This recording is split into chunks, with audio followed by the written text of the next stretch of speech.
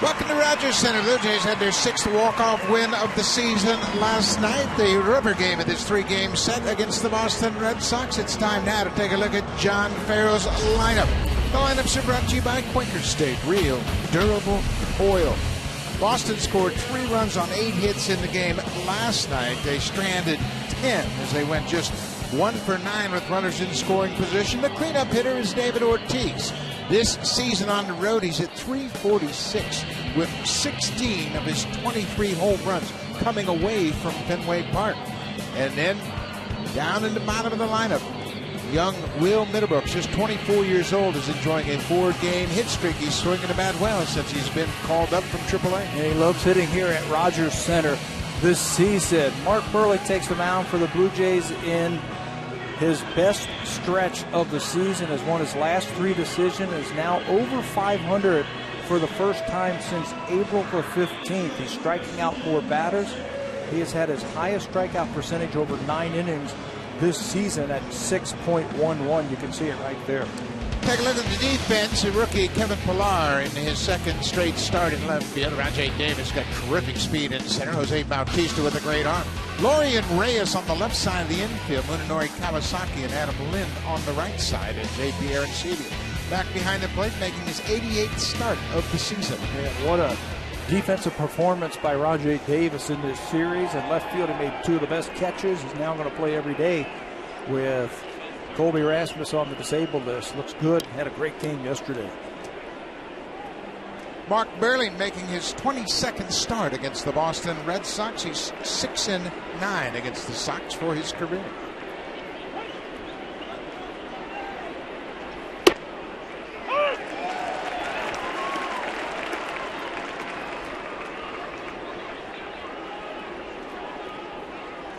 Buehrle jumps ahead with a strike. Ball and a strike, as Buehrle always does. He works quickly. He never wants to get the hitter too comfortable. Not a lot of wasted energy in between pitches. He likes to work fast. High and deep. Bautista on the run. Rajay Davis breaking it down on the warning track. He hauls it in. 1 down. Work quickly, throw a lot of strikes, and keep the pressure on. Let's take a look at the scouting report for Mark Buehrle. His fastball's been much better. It's getting a little bit harder. I think that's why his strikeouts are up this year. The slider and his cutter have been much better. They've been in better spots. He's been keeping it on the edges. And his changeup, I think, has been a lot better. He's thrown that 21% of the time, half as much as the fastball. And it's a great complement pitch with his fastball. Shane Victorino. He's hit .300 this season against lefty pitching. He takes a strike from Buehrle. Victorino has been a great addition to this ball club. He's provided terrific defense in right. Gives them a solid number 2 hitter. And he's quickly in the hole 0-2. And tremendous leadership. Also in right field, playing probably the best right field in baseball this year in the American League. The appeal down to John Tumpane. He is filling in with his umpiring crew. Ron Colpa is away. He was in the first 2 ball games. Now it's Tumpane at first. Cut on and miss. Victorino strikes out. So with 2 outs, Dustin Pedroia will step in the box, and Dustin Pedroia is a gym rat. This is a half an hour before the start of the game. He is the only player on the Red Sox bench getting his bat ready, thinking about Buehrle, guy he's going to face, and this is a ball player. He loves to play baseball, and he has had to beat the odds throughout his entire baseball career. Yeah, and plays the game the right way. He also spent some time down the right field line before the game, signing some autographs to the fans. Tapper down the third baseline, and that'll go foul. He just plays baseball. 121 games he has played in this year. It's the most in the major leagues. And he has reached base safely in 106 of them. Consistency, you can count on him every day, and he's going to deliver for you. Former Rookie of the Year, former MVP, 2-time Gold Glover. right side. Pedroia in the series is 3 for 11. He's hit .314 this season against left-handed pitching. Burley tried to kick it. Kawasaki near the bag, not in time. Blue Jays caught a break. That ball hit Pedroia in the foot as he was past first base. No telling where it ends up, but it stays right by Lind at first. Pedroia will have an infield single. Two-strike approach. Watch him just try and knock the ball up back through the middle. Burley tries to knock it down. Kawasaki right off the foot of Pedroia. That could have been an extra base.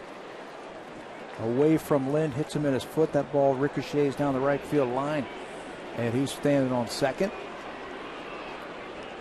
Lind just couldn't flag it down. You could see him hit him right on the left ankle. Not exactly the way he wanted to start the game. Ortiz goes after the first pitch and fouls it back. David Ortiz in the series has gone 3 for 8, including a home run. Hit the home run off Esmail Rogers in the 6th inning with 1 out in last night's game. Pretty good at bat last night to go deep off of a breaking ball. Then he bunted in the 9th inning, which was a surprise. Now the Red Sox were down 3-1. He was leading off the inning against Brett Cecil, tried to reach base and bunted it right in front of home.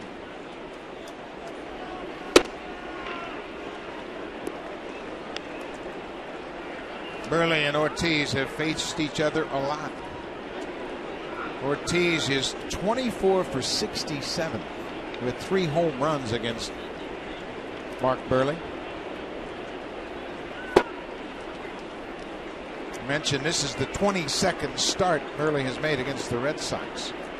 Well, they've faced each other a lot. Looks like he just wants to stay away from the big part of the bat of David Ortiz, working him outside. Doesn't even want to come in. And I don't blame him. Ortiz, a terrific breaking ball hitter. That's what he hit out of the ballpark on a 3-2 pitch from Rogers last night. 3-1, 2 outs. Ortiz takes ball 4. So Burley gives up an infield single, then walks Ortiz. First and second, 2 outs. Johnny Gomes starting again tonight in left field. He was there last night starting in the outfield. Gomes has the reputation of being a platoon player, but you look at his splits. He's only hit .202 against lefty pitching this year. That's odd, especially in that ballpark. I think it reflects the fact that he, like so many of these Red Sox hitters, likes the ball out over the plate. Lefties can run that ball inside to him.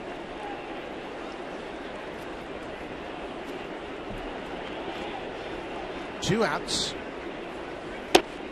Burley jumps ahead. Fastball's been much better for Mark Burley of late. A little more zip and a lot better command. Yeah, it's in a great place. It's down. I thought that was the difference in the Esmail Rogers we saw last night and the Rogers we saw his previous time. His fastball was better and it was down. There's a base hit to left field. Kevin Pillar's got a shot at Pedroia. Here's the throw to the plate. It is on time. Pedroia hasn't been tagged yet, and Pillar will pick up his first big league assist. Kevin Pillar throws out Dustin Pedroia. Pillar had 15 assists in the minor leagues. He throws a strike to home plate. J.P. Arancibia takes it on one hop. Pedroia motoring around third to throw is right on time, on the money. And Pedroia misses the plate, and Arancibia tags him out. What a start for Kevin Pillar.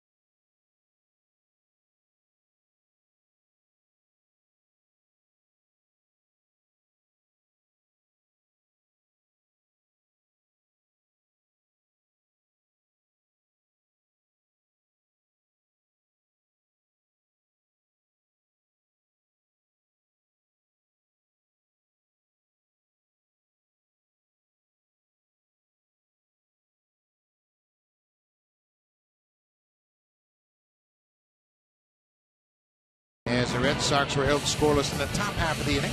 Top of the order is Reyes, Davis, Bautista, then the cleanup man Encarnacion and Brett Laurie in the 5th spot.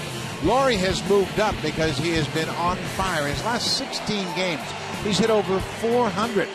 He has 5 doubles in that stretch, and JP Arencibia has had a big bat in this series. A pair of doubles and a home run, and he's driven in 3. Jake Peavy was acquired by the Red Sox from the Chicago White Sox on July the 30th. I think that mixed results in his first 2 starts for Boston. Very good in his first one against Arizona, and then not so good in his last one against Kansas City. A season-high 10 hits against the Royals. 2-0 4 starts versus the Blue Jays. Jake Peavy is now 32 years old. Former Cy Young Award winner, Peavy won the National League Cy Young Award in 2007 when he went 19-6. Reyes knows him well. Reyes has 18 at-bats against Jake Peavy. He's 5 for 18. And if he is healthy, what a pickup by the Boston Red Sox for the last couple of months. He had the rib injury where he missed a lot of time earlier this year. But he fits right into what the Red Sox are doing. Bouncing ball over the mound. Pedroia takes the high hop, unloads in a hurry. Navas stretches. 1 down. Let's go back and see the play by Kevin Pillar that ended the first inning. Well, I thought he got himself in great position. He's going to play it off the turf. Great position, and then an accurate throw. Forget about the cutoff man when you're trying to get the guy at the plate.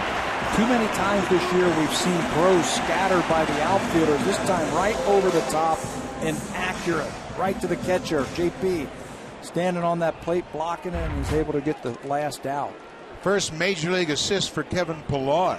He had 17 assists in the minor leagues this season. He can throw, and he's played all 3 outfield positions. Rajai Davis.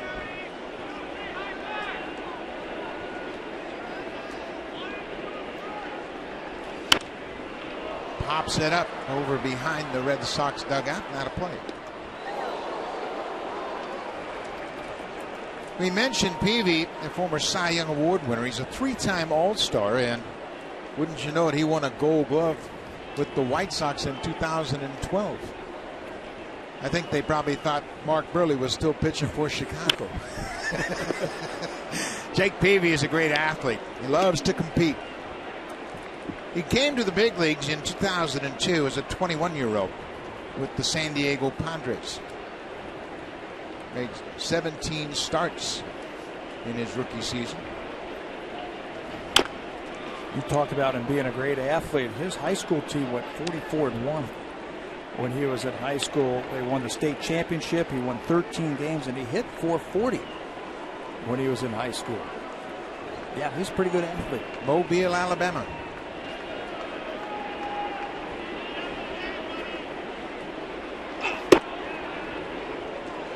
He works a lot like Mark Burley in that he stays on the rubber. He's anxious to get resolutions to the at-bats.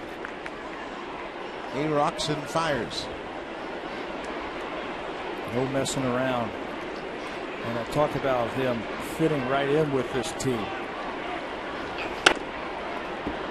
His new manager, John Farrell, says his competitiveness is on display in every pitch. And that is so true when you watch him take the mound. Competitive. Get after it. Every single pitch. Remember the first game we saw him when he was with the Boston Red Sox? He was like that. Yeah, he pulled that last fastball and wasn't very happy with his delivery. Bautista is on deck. We're in the bottom of the first, full count to Rajai Davis. Fouled off the catcher.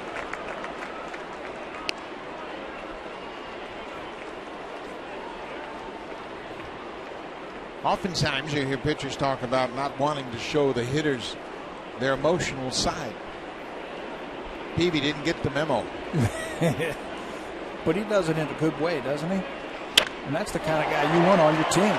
Rajai Davis drives it deep to center field. Ellsbury is there. 2 down. Let's take a look at the defense behind Jake Peavy. It's Johnny Gomes, Jacoby Ellsbury, and Shane Victorino from left to right. The rookie Will Middlebrooks at third. Stephen Drew and Dustin Pedroia up the middle. Daniel Nava makes his 6th start at first base, and Ryan LaVarnway is behind the plate. And Nava's getting a start at first base. Scheduled off day for Mike Napoli. Bat hasn't really been there for him the last 6 or 7 games, so John Farrell wanted to give him some time off. They are in a really rough stretch right now, the Boston Red Sox, games and travel-wise. 16 of 19 games they will spend away from Fenway Park. Bautista skies it to left. Johnny Gomes has a beat on it. When it comes down, Bautista will be retired. 3 up, 3 down. The Jays go in order in the first.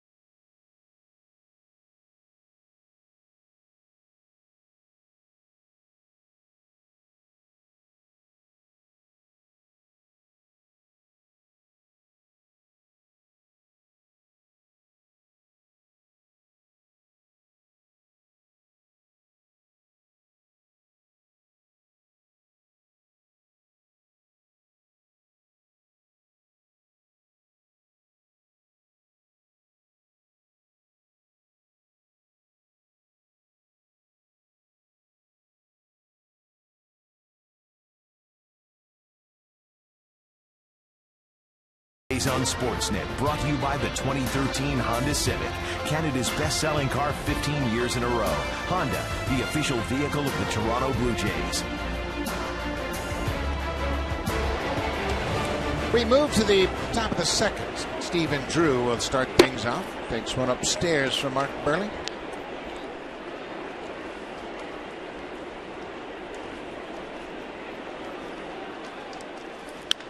Pulled foul. Blue Jays have done a good job neutralizing the bat of Stephen Drew in this series. He's gone 0 for 9. Had his hit streak snapped in game 1. Came in with a 12-game hit streak. Ball on the strike. Came in here real hot. Yep. And he hasn't done anything wrong. He's just hit the ball hard, and the great defensive plays have been made behind him. Rajay Davis made 2 fine plays in the outfield to take hits away from him on Tuesday. Burley's really got him messed up with his timing right now. Davis tonight in center field, when he made those 2 great defensive plays, he was in left. And then probably the hardest ball he hit was the one last night. Esmail Rogers stuck his glove out and it stuck in there.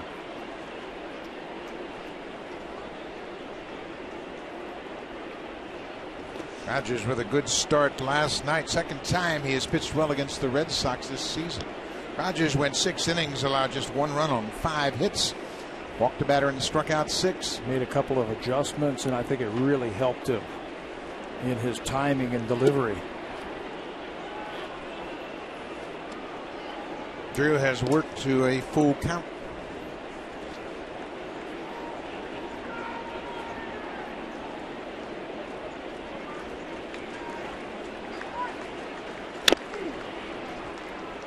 Burley just never gives you the opportunity to square a ball if everything is a little bit harder, a little bit softer, a little further away, a little further inside. He has been great in the second half of the season. He really had a rough start. Gave up 11 home runs in his first 7 games. There's a little looper right to Kawasaki, 1 down. Fans, it's time now for our BlackBerry Sneak Peek stat of the game. Brought to you by the new BlackBerry Z10 and Q10. Built to keep you moving. Well, I think the one pitch that's going to be very important for Mark Burley tonight is the fastball, and it's been better. This is his average versus the fastball. June, July, and August. In June, it was 350, cut that down to 256, and all the way down to 176. In the month of August, he's using it more. He's using the fastball. And against the Red Sox, who like to take a lot of pitches and a lot of see things, I think you have to use your fastball early in the count. Burley uses that fastball to get ahead of Lavarnway.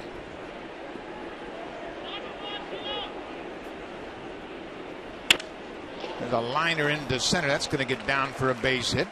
Davis plays it on the hop. Lavarnway's aboard. That was supposed to sink just a little bit more. J. Pierre and Sebia gave him a little wiggle. The ball's supposed to sink. Stays over the middle of the plate, and Lavarnway hits it. Smacks it right back through the middle. Saltalamacchia gets the night off tonight, as does Napoli. You mentioned that long streak of games on the road. They want to make sure they keep their regulars as fresh as possible. Dog days of August. Daniel Nava, switch hitter, batting right-handed against Burley. Nava's had a good season. 10 home runs, 54 RBIs. He got off to a terrific start and really ignited the team with some big hits in April. Burley kicks at this one, and it's not going to. He's not going to be able to make a play. He kicked at the ball that Pedroia hit with 2 outs in the first, and this time he kicked it, and it stayed right near the mound, but he couldn't pick it up and make a play on it. And it couldn't ricochet to someone to help him out. Double play ball if it's right at somebody, but it's right at his foot. Great fielder. He's in great position, and that one looked like it hit off the back part of his shoe. He had no play. So the manager and the trainer are out to check him out, make sure he's okay. I'm sure Burley's saying, I'm good enough. And that hit him flush, not unlike the ball Rajai Davis hit off John Lester last night.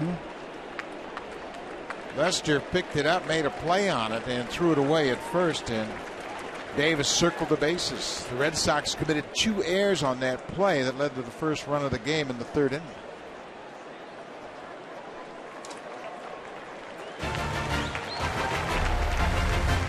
On Sportsnet, brought to you by Home Hardware and Building Center locations. Homeowners helping homeowners with expert advice. And by the 2013 Honda Civic, Canada's best-selling car 15 years in a row. Honda, the official vehicle of the Toronto Blue Jays. The Red Sox have something going here in their half of the second. Runners at first and second, 2 out, 1 out. Will Middlebrooks. Middlebrooks is 3 for 8 in the series. We mentioned his 4-game hit streak. He's 6 for 15 during that stretch.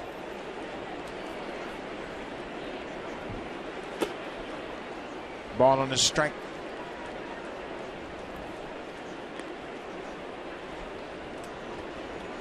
Middlebrooks rejoined the Red Sox on Saturday in Kansas City. He played 53 games to start this season with the Red Sox. Hits this ball to center. Rajai Davis, almost in his tracks, makes the catch. 2 down. Mark Burley has pitched very well in this ballpark.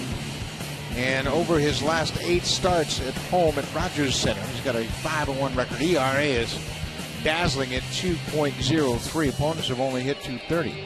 And he's done a great job of keeping the ball in the ballpark. That's been the whole key for him here. You mentioned the 11 home runs he gave up early in the season, a lot of them right here at Rogers Center. What I like with him keeping the ball in the ballpark, he is pitching nearly 7 innings every time out there here at home, which is huge. Got to be able to sink the ball when you pitch in this ballpark, and Burley's been doing that. Leadoff man Jacoby Ellsbury flied out to center field his first time up.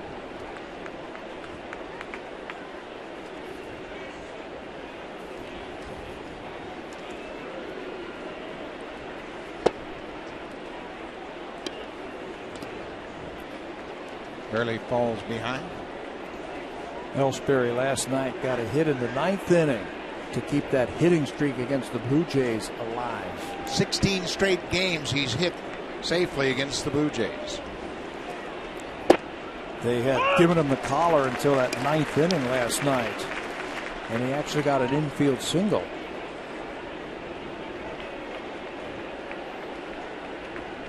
That loaded the bases, and Brad Lincoln came in to get Shane Victorino to end the top of the ninth. 2-1. There's a good pitch on the corner. Not much you can do with that pitch right there, except maybe take it and hope he calls it outside. You're going to have to swing at it now with 2 strikes. Lavarnway at second. He singled to center. Navas at first. He singled off the pitcher. Ellsbury wouldn't chase. It's a full count, 2 outs. Lavarnway will be off on the pitch, and right behind him, Daniel Nava from first. Ellsbury with a full count. Victorino on deck.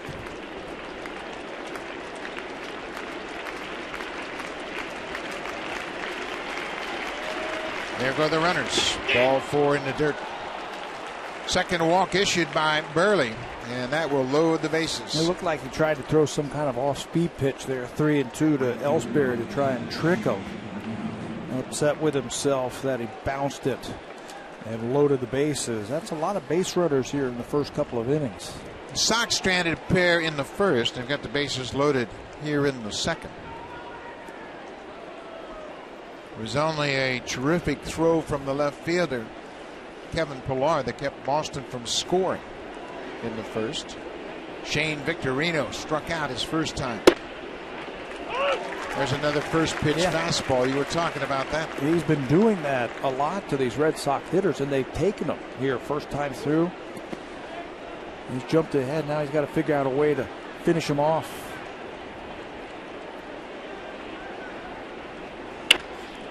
Line drive to right. Bautista battling the lights. Stays with it. Makes the catch. Boston has stranded 5 already in this game. When we come back, Edwin Encarnacion had a pair of doubles in last night's game. Brent Lowry, a red-hot hitter in August. And Adam Lind, the first baseman.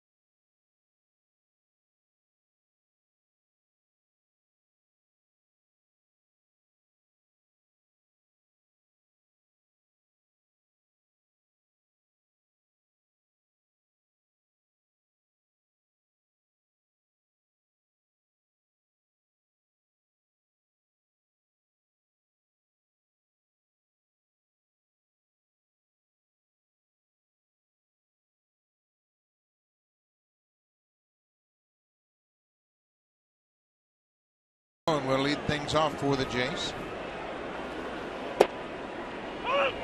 Peavy's always got a lot of movement on his pitches. He'll cut the fastball, sink the fastball, and he made a perfect pitch to get ahead of Edward. For me, it was always that hard biting slider that looked tough for him, along with the fastball. Tough on the righties. It's been tough on Edwin.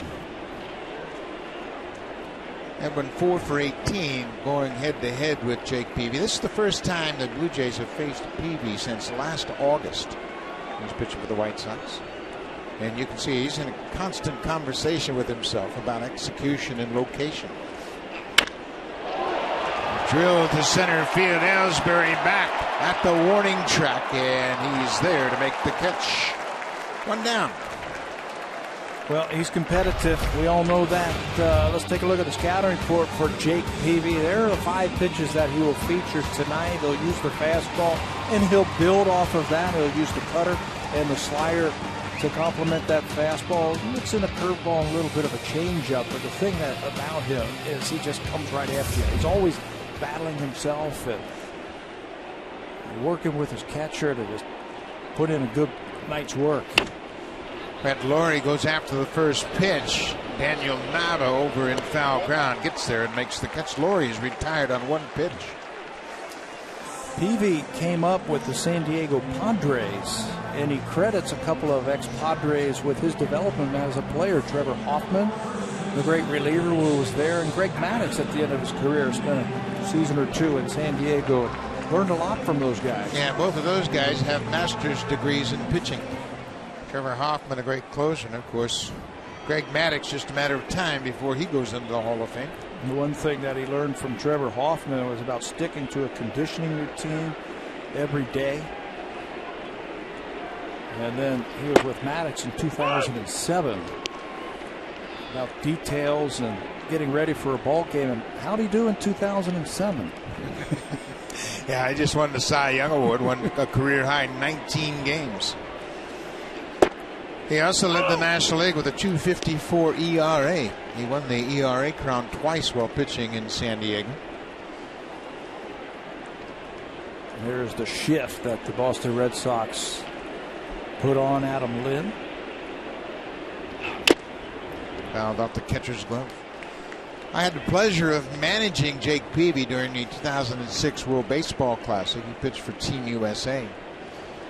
The starting pitchers in that classic: Roger Clemens, Jake Peavy, and Dontrell Willis. Pretty good trio. Off the plate. He called Roger Clemens and talked to Roger Clemens about pitching in Boston, what it's like to pitch in Boston. I mean, Clemens gave him some good tips.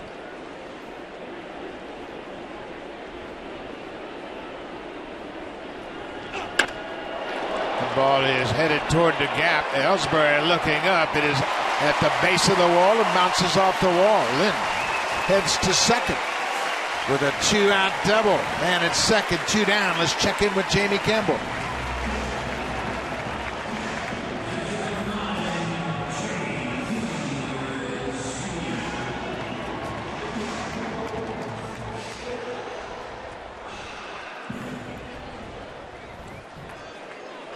Anibal Sanchez against Jeremy Guthrie in that matchup. And of course, Kansas City, they have their fate in their own hands, playing the front-running Detroit Tigers. Bonifacio is slated to move all around for the Royals. J.P. Arancibia takes a breaking ball for a strike. They just lost Miguel Tejada to the disabled list, and they needed some bodies. They just picked up Jamie Carroll on Sunday, another utility player. And now they've got Bonifacio, and they project him to play left, center, and right, and third base. And second base. Kind of one of those super utility type of players where you can give everyday guys a day off 1 day a week by using them. Well, we all know what kind of speed he has. He didn't waste any time picking up his first stolen base. Tigers have a 2-1 lead over Kansas City. It's a scoreless game here. Peavy with a runner at second. Works to Arancibia. JP's had a good series. 3 for 8 in the series. He drove in both of the Blue Jays' runs on Tuesday night. And an RBI single and a solo home run. His home run in the 8th tied it up at 2-2. Big hit last night too, the double to left center field. Red Sox had come back and cut the lead to 1. JP right back in the bottom of the inning with a run-scoring double. Missed all the way across the plate, trying to go down and away.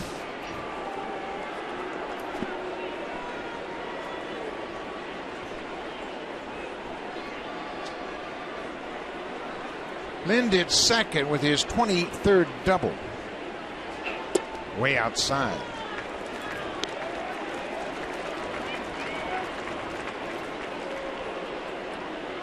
And that was just a show pitch, I believe. I think Peavy wants to try to get him out inside. Yeah, maybe try and get him to reach and lean out over the plate and then try and buzz him with a fastball.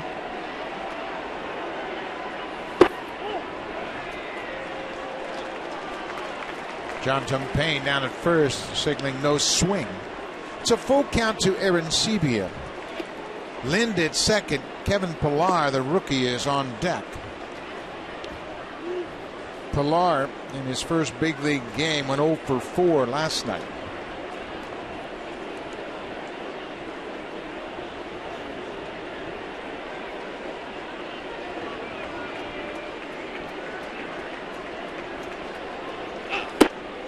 And Sebia chases that high fastball. That's the first strikeout of the night for Jake Peavy. We'll head to the third. Still no score.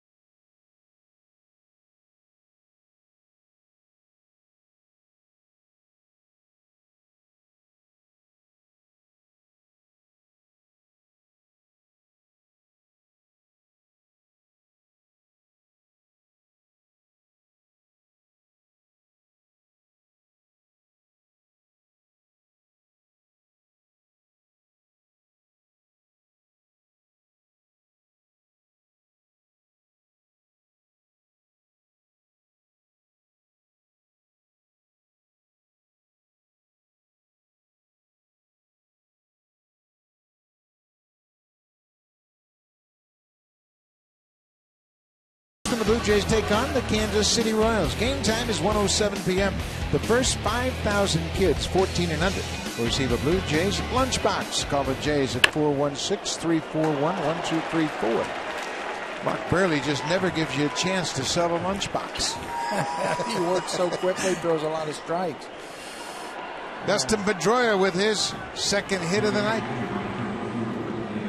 Red Sox seem to be on Mark Burley tonight. You mentioned the 5 runners left on base already tonight. Kevin Pillar's already thrown a runner out at the plate, and they start the third with another hit.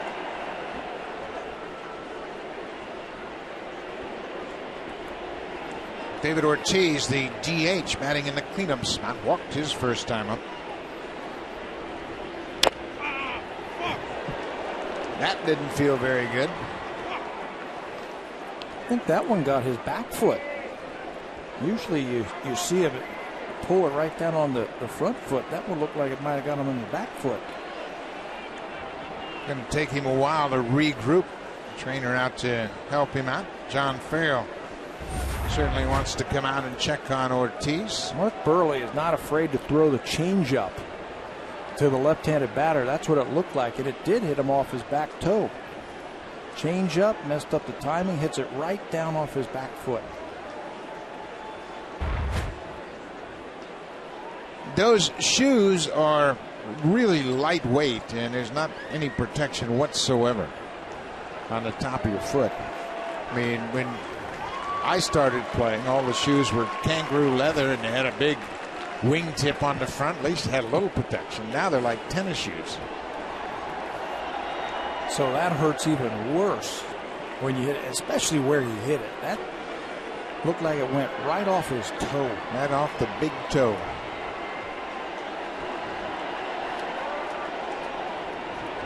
Early set. Laurie knocks it down. He'll recover in time, and nobody's at third. And Pedroia goes first to third. And that's just the flaw in that defense. And Pedroia, well aware playing that defense. He bats behind. He bats ahead of Ortiz all the time, so he's seen it. On that play, Burley's reaction is to break toward first. Watch him break toward first. He might have to cover the bag, and with that, the pitcher is out of the play, and Pedroia picks up on it perfectly. And there's just nobody over there. Heads up play. By the time Reyes figures it out, it's way too late. He might be the only guy, but he's got to go to the bag for the throw. He's got to stay at second. Yeah. Burley's got to break to first. If Lynn gets it, he's got to cover the bag. Just not enough players. Johnny Gomes takes strike one.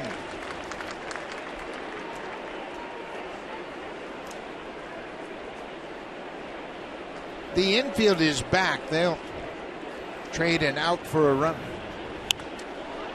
Gomes hits it high down the left side. Kevin Pillar with a long run.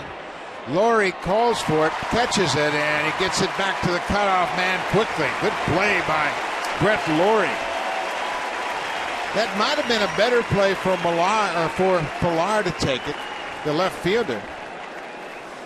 His momentum is taking him toward the play. Johnny Gomes is out on the pop-out. Well, he was so deep, I don't know if he would have been able to get there. But Laurie does a good thing. He stays side saddle to the baseball. And when you do that, when you stay side saddle like that, all you have to do is catch it, plant that right foot, and you can get rid of the ball quickly.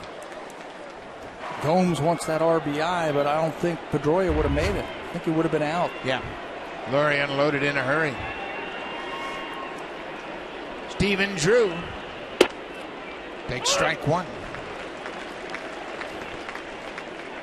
So many things factor into a third base coach's decision, whether or not to send the runner on a play like that. Brian Butterfield, one of the best in the business. Well, if you're the Red Sox, that was the guy you wanted catching the ball. Very valid point about Pillar coming over to make it because his momentum and he's facing the plate. Shortstop has a better angle. Brett Laurie just made a good play. Staying sideways, catching the ball, planting that right foot, and making an accurate throw. The only thing that might have changed Butterfield's decision is the fact you've got lefty on lefty behind Gomes. And the fact that Stephen Drew is now 0 for 10 in the series. All of those things you got to make a quick decision on. I never would have thought of that. 1-2. Got it. Well, Mark Burley has pitched out of jams. The Red Sox have left 6 on base through 3 innings. Still no score in the game.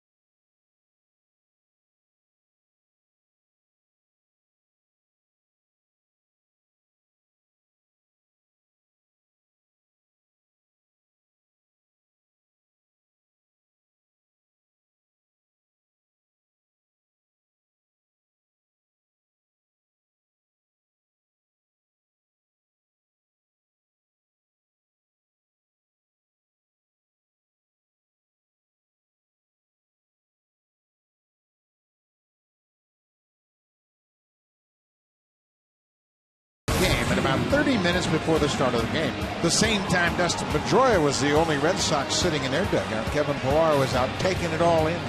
Why not? Second big league day.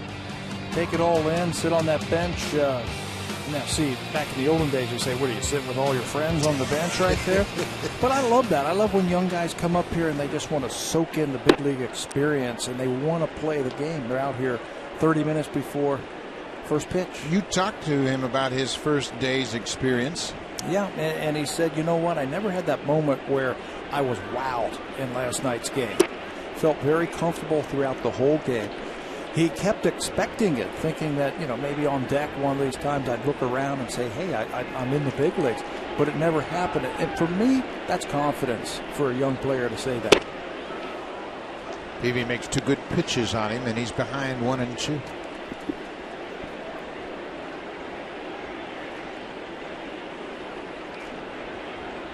Jake Peavy making his 198th career start.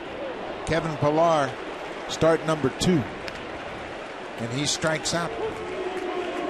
Second strikeout for the Red Sox right-hander. Late breaking slider. Here it is. That looks like a fastball if you're standing at home plate. It looks like a fastball in the outside corner, and then it just goes off the plate. That's that strike-to-ball ratio that we talk about for good pitches. Munenori Kawasaki. These two met up in that 2006 World Baseball Classic. Kawasaki was playing shortstop for Japan. And Peavy started the game in Anaheim against Japan. You can see the fire in Jake Peavy, upset that he let that ball get away from him. In that ball game, Ichiro Suzuki hit the first pitch of the game out of the ballpark to give Japan a 1-0 lead.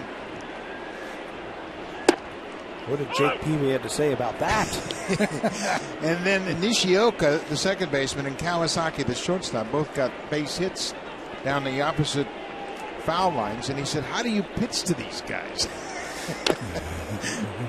And he came in with the same fire you're seeing on the mound right now. Well, I love that. I love that from a pitcher.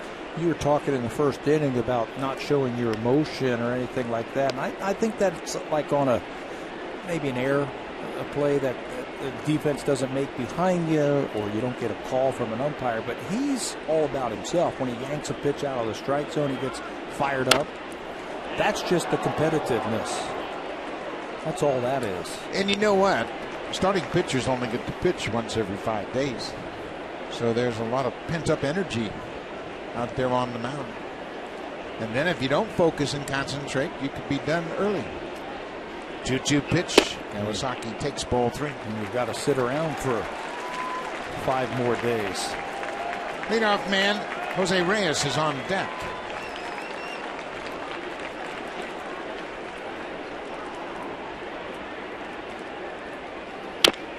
Pulled to first base. That's a foul ball. Jake Peavy spent time in the National League, of course, with the San Diego Padres, his first ball club, and he was 30 games over 500. And he won a Cy Young Award. In the American League, a little different story, but he's also dealt with some injuries since he's been in the American League. Some shoulder injuries, and this year he missed time with a rib problem. And he was saying the other day that might be a good thing. It might turn out to be a good thing for him. Kawasaki drives it to right. Victorino, with great instincts, goes to his left and makes the catch. Hit hard, but right at the right fielder. So how can a stint on the disabled list for 6 weeks help you? He said, might have saved me 40 or 50 innings this year by missing that time with the rib injury.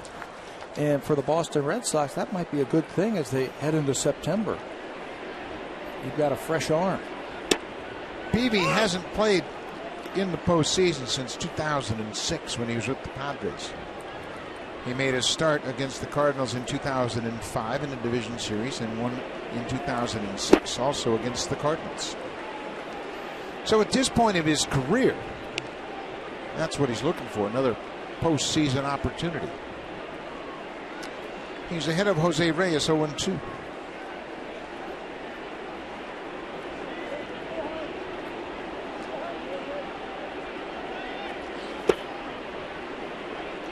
We mentioned Peavy and Mark Burley, the Blue Jays starter, were teammates in Chicago.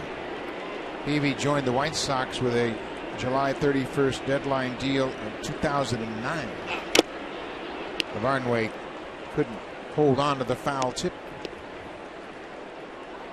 He also has another familiar face in that Boston Red Sox dugout also when he got traded over there. Pitching coach Juan Nieves was on that Chicago White Sox staff when Jake pitched for Chicago.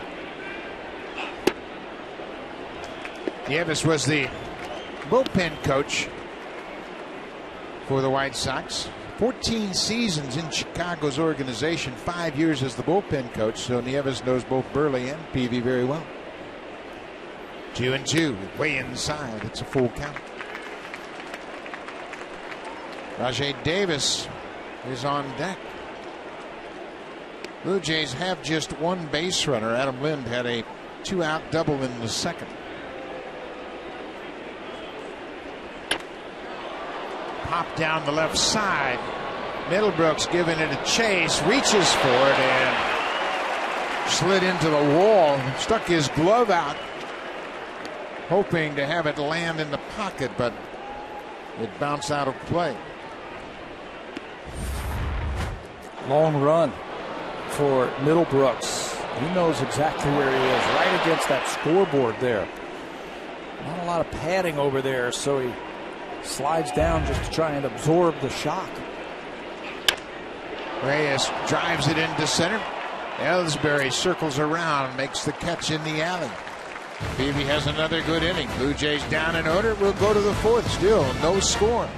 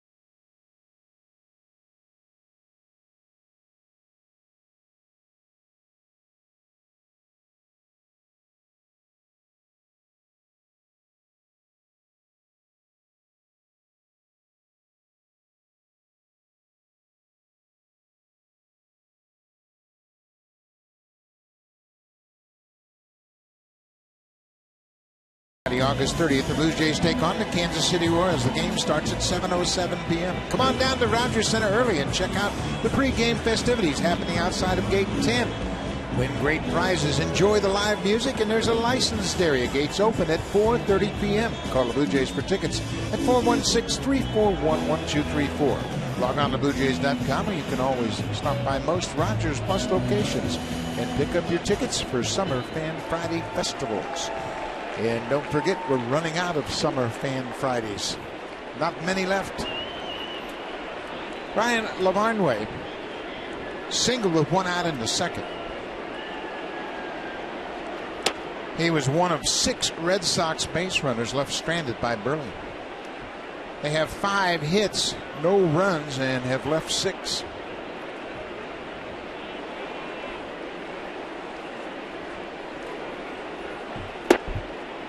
Lavarnway is making just his 15th start of the season. David Ross, who was the backup catcher, suffered a concussion. He is on rehab now, and they expect him to rejoin the ball club maybe over the weekend, if not possibly on Monday. 4 rehab games already for Ross. It's a good backup catcher. Oh, he's a good player. Gotten some big hits for them this year. Great complimentary player for Jared Saltavamaki. 3-0. There's a strike.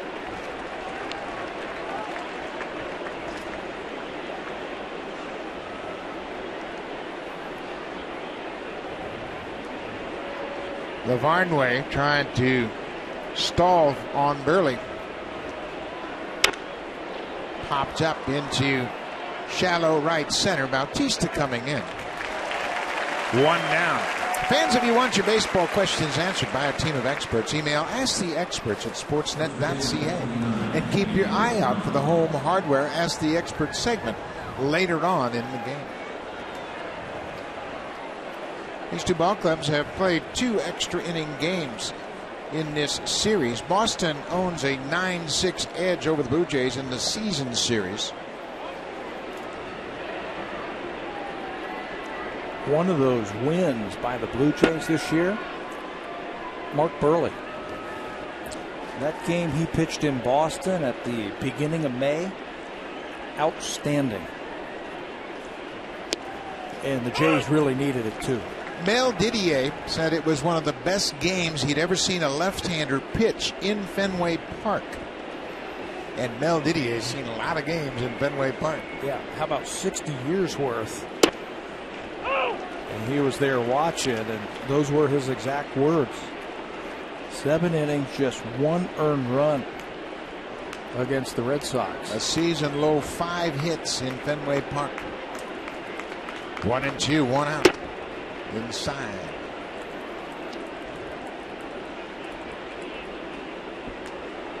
Two balls and 2 strikes. No score in the ball game. Daniel Nava, the number 8 hitter.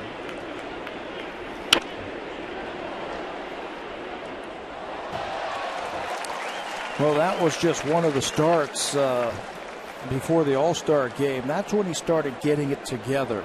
19 starts before the All-Star break. 489. He shaved 2 runs off that ERA in his 5 starts after the All-Star game. That's a fair ball down the left field line. That's going to go all the way down into the corner. Kevin Pillar will chase it down, and Daniel Nava has reached for a second time. He has been on base 28 straight games now. A single off the pitcher and a double down the left field line. Breaking ball, and he waits back on it with 2 strikes and hits it between Brett Lawrie and the third base bank for extra bases. It's another thing that the Red Sox do. They score a lot of runs, take a lot of walks, and hit a lot of doubles. They lead the majors in doubles. 17th double of the season for Nava. Number 9 hitter, Will Middlebrooks. He lined out to Rajay Davis his first time up.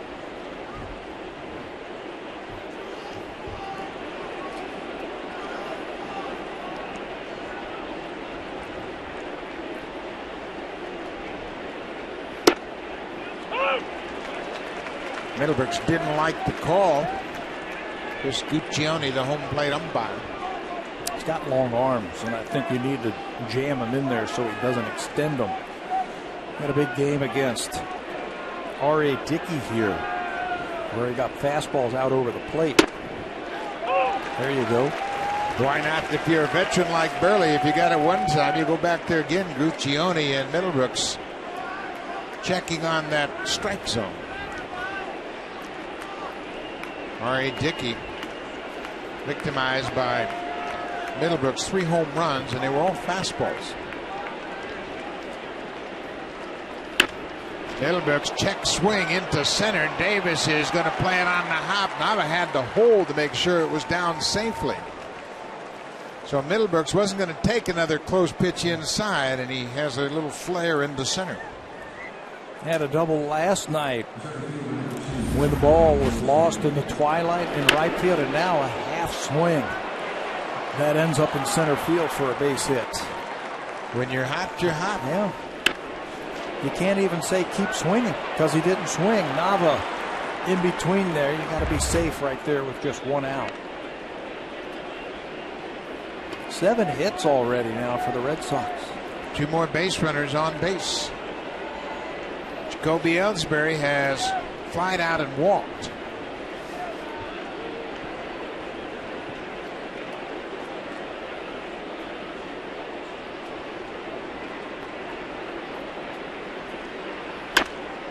This is popped down the left side. Long run for Kevin Pillar, and he's not going to get there. Not much he could do about that. He was set up in the alley in left center. Had a long run. And the ball wasn't hit that high by Ellsbury.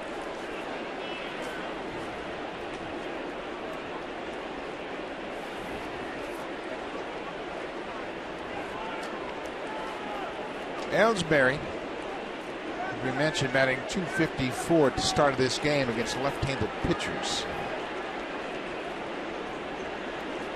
Just in case Middlebrooks was feeling a little frisky. Tough to double up Jacoby Ellsbury also. So if you're going to get a ground ball, it's got to be a 1 or 2 hopper in the middle of the diamond. There's the better move from Burley.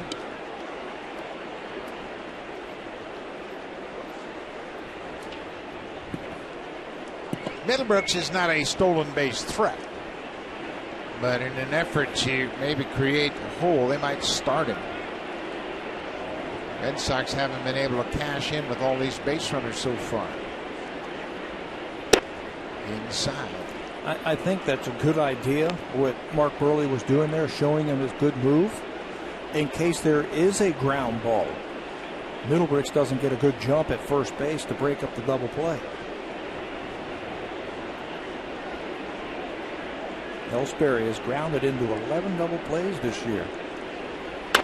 Pulls that one foul. Another pitch inside.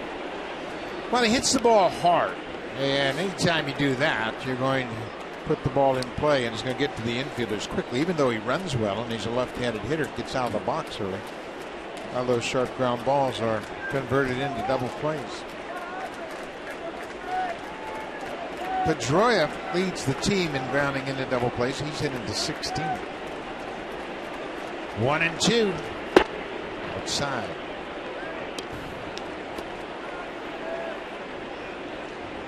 Burley really mixing it up. You can see 1 was away, 2 is in, 3 is in, 4 is away. He's going back and forth with Ellsbury. Keep him guessing. This is popped up. Lind will give it a look, but it's well out of play. And then throw him a changeup. And that's something he's not afraid to throw to the left-handers. For years and years and years, it was left-handed pitchers don't throw changeups to left-handed batters.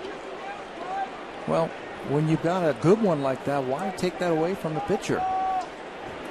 The reasoning was, well, that'll speed up the bat, and the lefties will just drop the barrel of the bat on the ball, and it'll be a home run. But it's a great weapon for Mark Burley.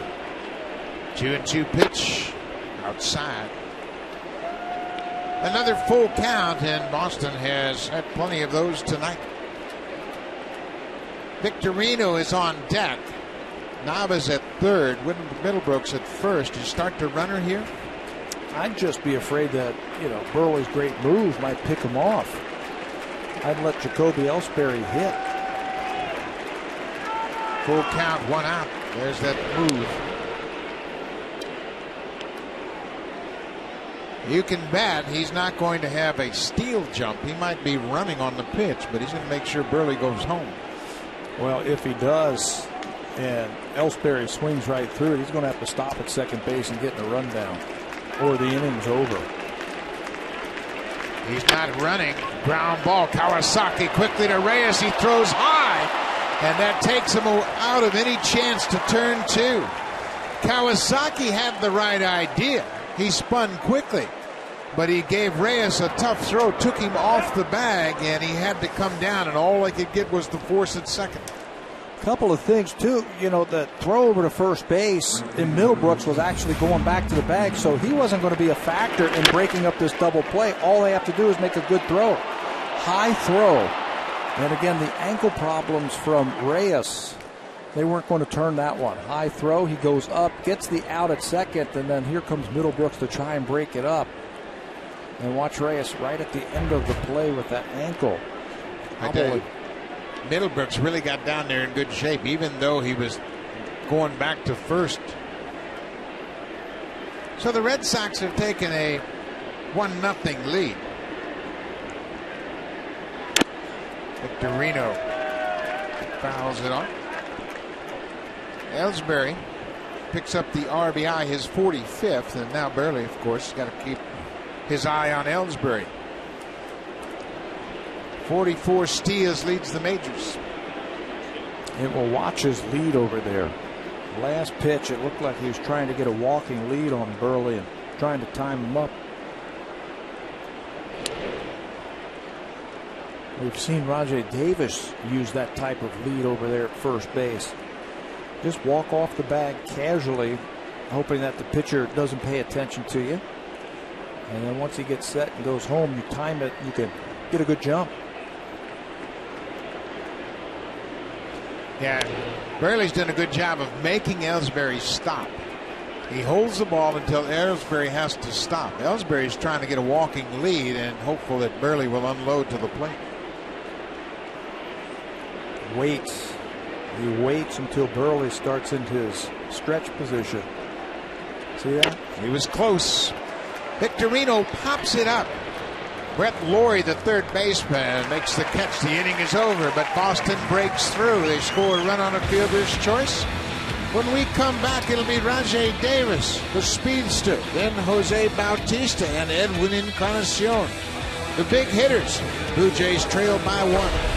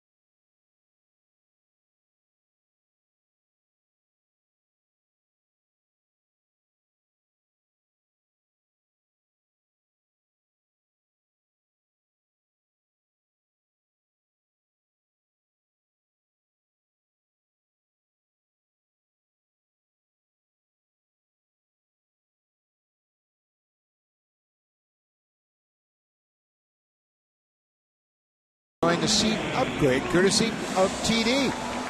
Beautiful night with the roof wide open, and over in the Jays Care Community Clubhouse are folks from the Blue Jays Baseball Academy Rookie League. Welcome to the ballpark, and hopefully you're going to see the Blue Jays come back. Good to have you here. Jake Peavy with a 1-0 lead. Rajay Davis takes his strike.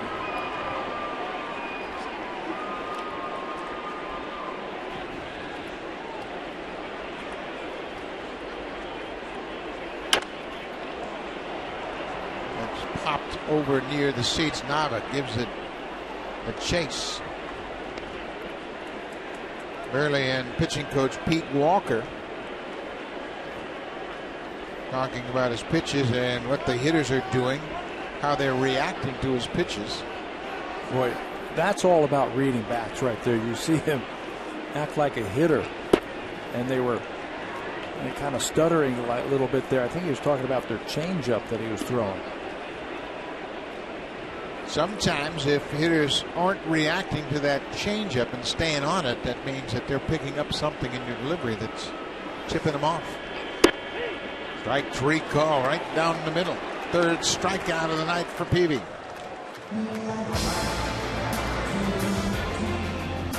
The 2013 Honda Civic, Canada's best-selling car 15 years in a row. Honda, the official vehicle of the Toronto Blue Jays.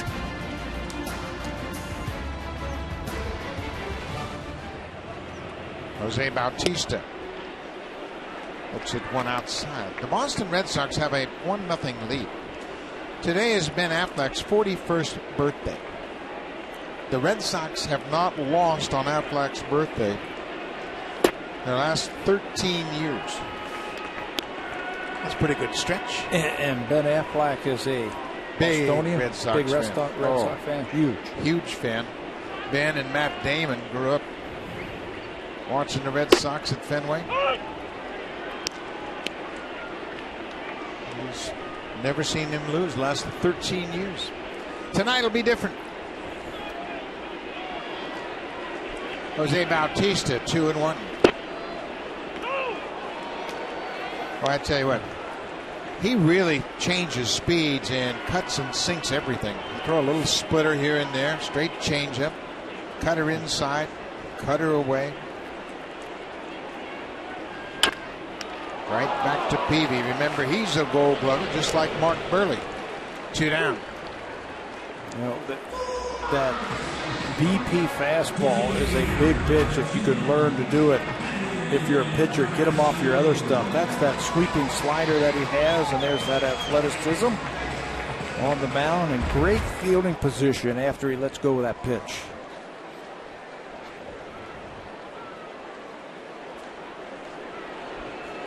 Edwin Encarnacion flying out in the second.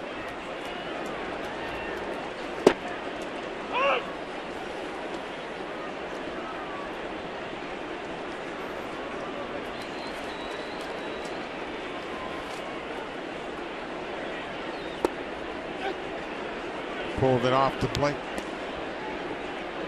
Peavy's dealt with all sorts of injuries. 2004, he strained his forearm. Strained elbow in 2008. He tore the latissimus dorsi of his right shoulder in 2010. Missed the entire season. Tore that on the 7th of July. He's had some tough injuries. I remember that one, and there was some questions that might be a career-ending type of injury. But he has worked to get back. Doesn't throw as hard as he used to when he first came up, but a much better pitcher.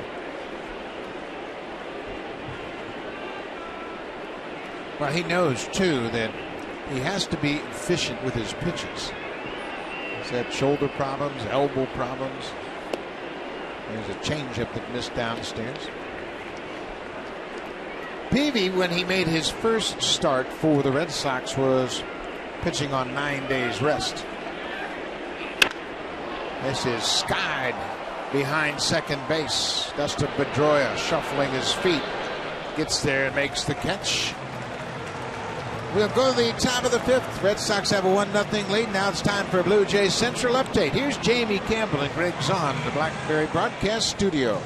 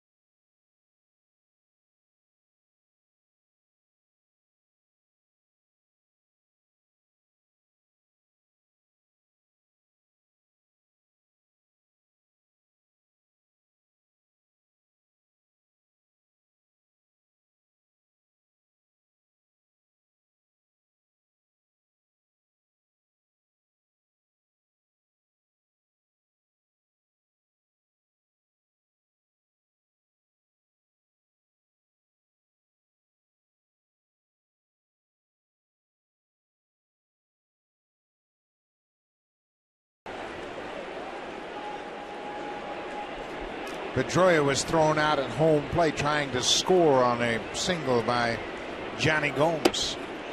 Burley gets ahead with a strike. Pedroia at .293 for the season now. And bigger numbers against the Blue Jays this year. Reaches for that changeup and lines it to center.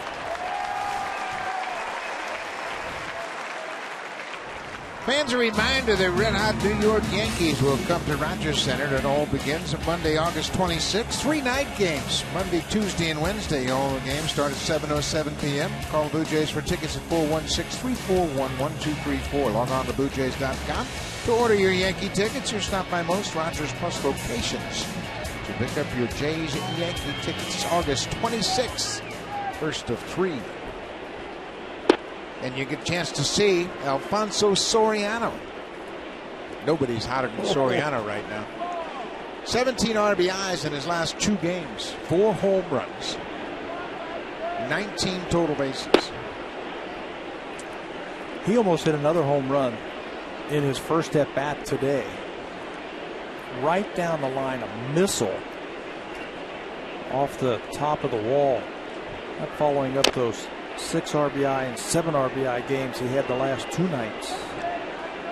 Yeah, he didn't have a very good day today. He went 4 for 5.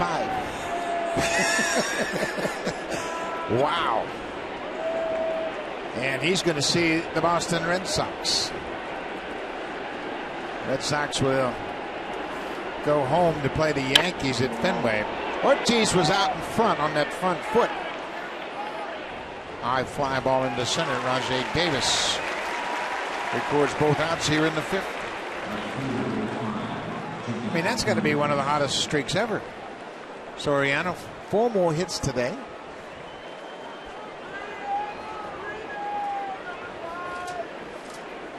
Six RBIs, let's see, on Tuesday, 7 RBIs in last night's game. 4 more hits this afternoon. That's 14 RBIs in 3 days.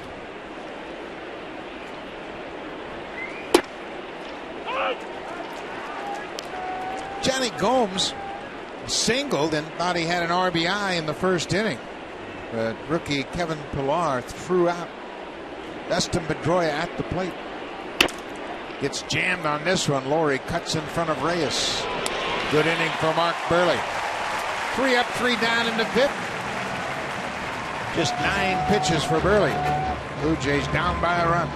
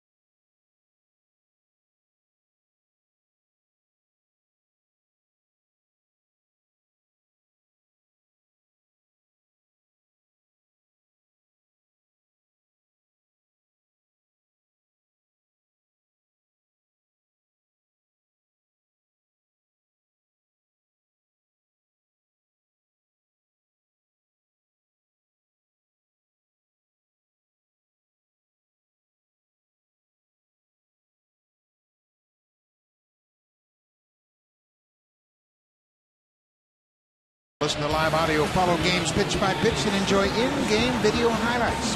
The app is available on the iPhone, iPad, iPod Touch, Android, and BlackBerry Z10. Season-long subscription packages are available. Visit BlueJays.com for more details. At Bat 13 is the official app of Major League Baseball. Jake Peavy set to deal to Brett Laurie. Laurie popped out on his first pitch he saw back in the second.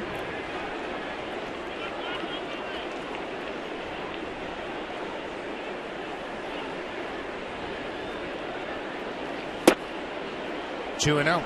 Brett Laurie was hitting .199 on July 22nd. His average now after 0 for 1 is .253. Laurie has the 4th highest batting average in the majors in the month of August. Jason Worth of the Nationals is hitting .528. Andrew McCutchen of the Pirates .474. Matt Holliday .432, and then Brett Laurie.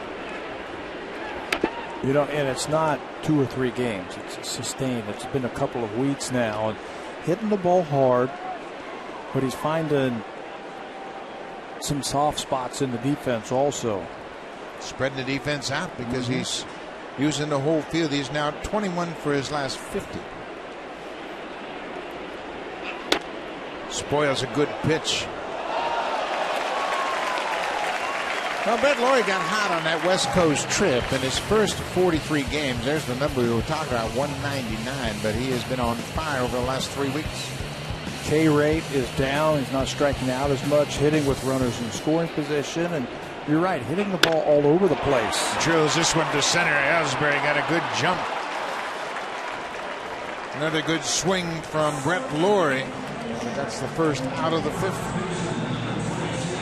Just used his hands right there. Hardly any stride with 2 strikes. And that's how he was in last night's game when he got the game winner. He just didn't move at all. Just used his hands. Was rewarded with that game-winning base hit. He almost came up with another one right there. Can't worry about the results. The process was perfect. Yep. That's all you can do. 1 out. You know, there are Gold Glovers out there in the field, and they're going to catch some of those line drives. They're paid to catch it. Pitcher's paid to pitch it. That's why it's so tough to hit 300 in the big leagues. Did we say the other day there were 16 active 300 hitters in the majors? I think, too, Terry Crowley, the longtime hitting coach for the Orioles, always talked about 1,500 at-bats. He said that's when you really find out what kind of player you have, when they get 1,500 major league at-bats. Then hits it hard. Even Drew, the shortstop, makes the play at second. That's about 3 full seasons in the big leagues right there. 1,500 at-bats. And that's a chance for you to come in and you surprise everybody the first year. Second year, they make the adjustments. You have to make them to the pitcher, and then you've got another year to figure it out. Yeah. That's pretty good. It. 1,500 bats is pretty good benchmark. Brett Laurie is just over 800. J.P. Arencibia struck out his first time up. Peavy got him with a high fastball.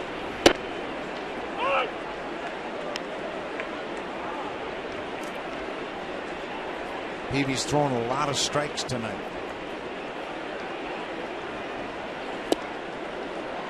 There's another strike. Well, he really mixes in that changeup well with that fastball. That's one thing he says now as he's gotten older. He doesn't throw as hard as he used to. He likes to succeed as a pitcher. Peavy gives up a 0-2 base hit to Arencibia. Same fastball up. And Arencibia drives it into center. That time a little bit closer to JP where he can track it just a little bit easier. Bangs it back through the middle. So Kevin Pillar struck out in the third looking for his first big league hit. Kevin Pillar was a 32nd round draft pick of the Blue Jays.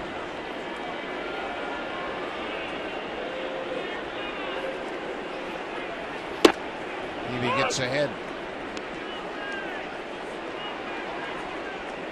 Pillar was drafted in 2011 from a Division II school in California, Cal State Dominguez Hills. And that's why he thinks that why he might have lasted till the 32nd round right there. It's a small Division I school. Not a lot of scouts find their way there, but they'll find you. If you're good, they will find you. Chases that pitch off the plate. Cal State Dominguez Hills is between Long Beach and Redondo Beach. It's just north of the 405, so it's not like it's out some no man's land. 0-2. Peavy strikes out Pilar for the second time tonight. We'll go to the 6th now. It's time for the Home Hardware Cleanup Crew, brought to you by Natura. Home Hardware's exclusive line of safe, environmentally friendly cleaning products.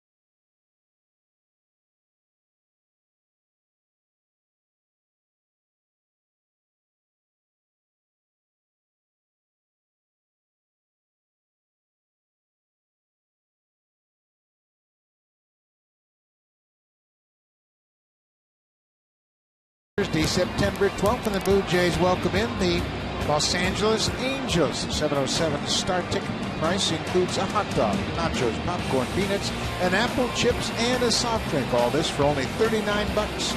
Follow Blue Jays at 416-341-1234. Log on to BlueJays.com or stop by most Rogers Plus locations and get your tickets for the next Blue Jays Grand Slam combo. Stephen Drew, the shortstop, will lead things off. For Boston, it'll be 6, 7, and 8 in their lineup. Brian Lavarnway is on deck. Drew goes after the first pitch.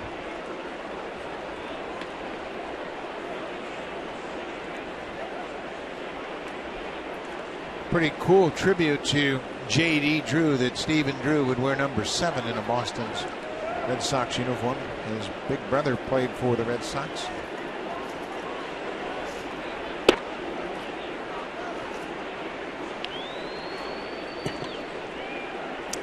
He's a lot like his brother, too. Doesn't look real emotional, just plays the game, goes out there every day. Up the middle, that'll be the first hit of the series for Stephen Drew. A ground ball single into center. 8 hits now for Boston. They've had their share of base runners, and Mark Burley's done a good job of keeping them off the scoreboard. They've only scored that one run. That was on the fielder's choice. He's made pitches when he's had to. This is just a ground ball that finds its way into center field.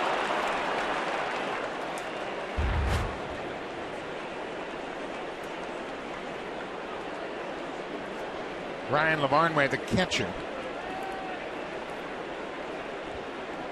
Lavarnway has one of those 8 hits.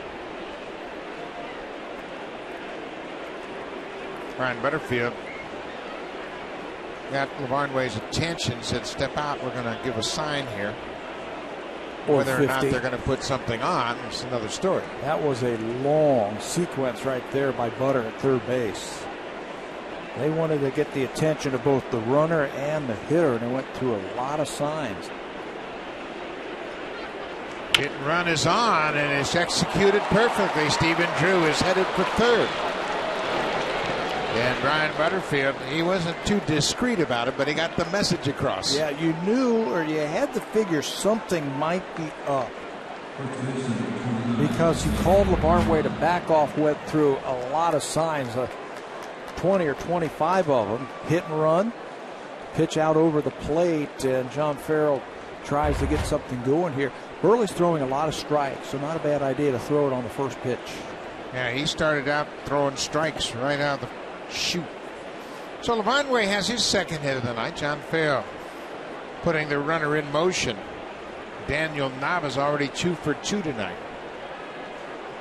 He's extended his streak of reaching base to 28 games.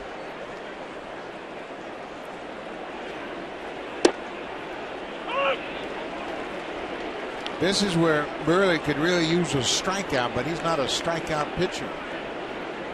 He has 1 strikeout tonight. I checked that. He's got 2 strikeouts tonight. He got Victorino in the first and got Stephen Drew in the third. Tough guy to strike out at the plate, too. Nava, he's got great plate coverage.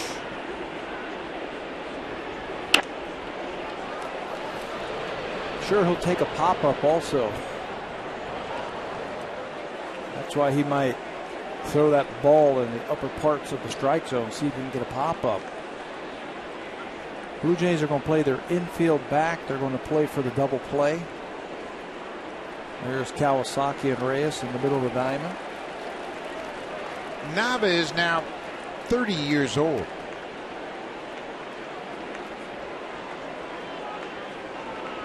He joined the Red Sox in 2008.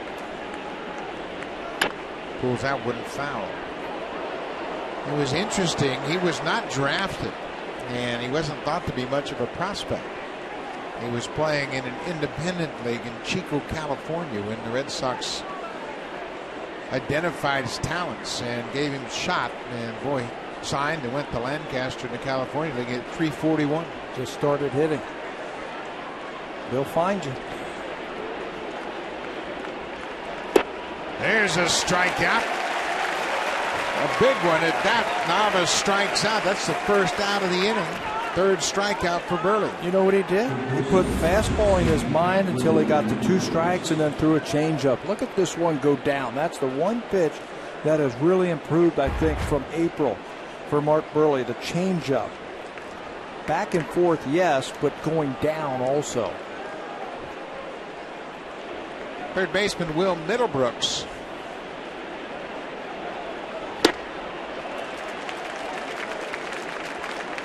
Slow and slower. He backed off that first pitch and took advantage of the young Middlebrooks. Sometimes that's better. Take a little something off, then you take a little something off, and then a little bit more, and you really mess up those hitters, especially those fastball type of hitters. Wanted it inside and missed upstairs. That's where they pitched him last time, if you remember. A couple of fastballs in, and he ended up getting a check swing base hit. Really got 2 called strikes inside that Middlebrooks thought were off the plate, and then he checked his swing and flared it into center.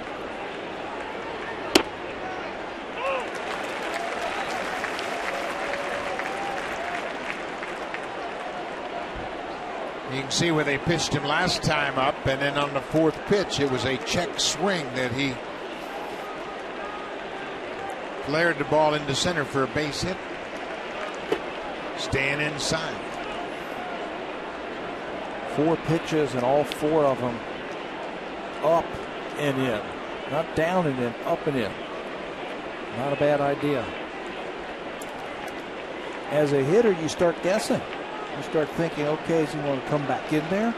That's when they throw that change up and it really messes you up. There it is. Perfect execution. They stayed inside until the payoff pitch and went down and away and got the big strikeout. Back-to-back strikeouts. Same thing that he did to Nava, he does to Middlebrooks. And look at that ball go down and get underneath the bat. You get a hitter start thinking about inside, you can drop that little change up. Stephen Drew still standing at third. Ryan Lavarnway's at first. They pulled off a perfect hit and run. It was first and third, nobody out. Now there are 2 outs for the leadoff hitter, Jacoby Ellsbury. Goes after the first pitch. Ellsbury has the only RBI of the game. He drove in the only run with a fielder's choice in the 4th. Munenori Kawasaki, the second baseman, made a high throw to Reyes at second, and all they could get was the force out.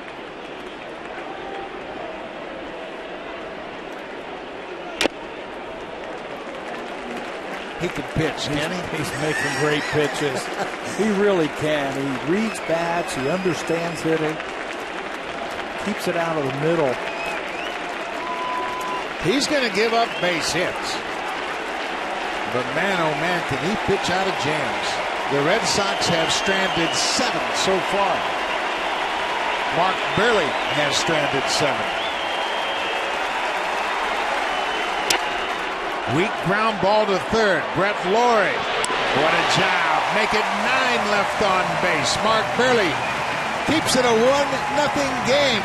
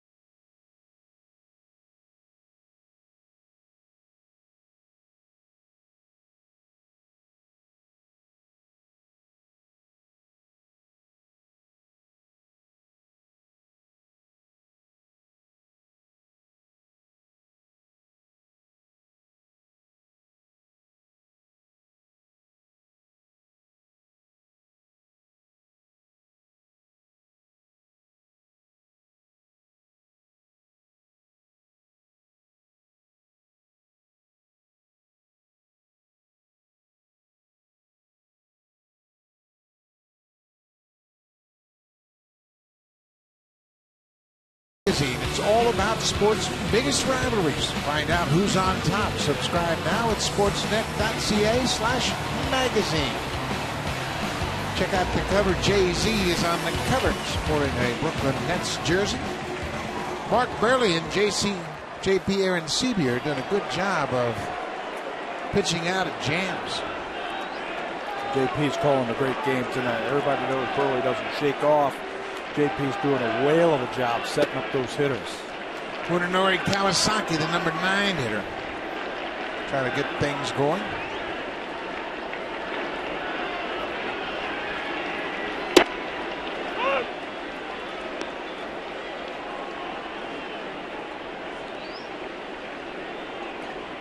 Kawasaki batting just .208.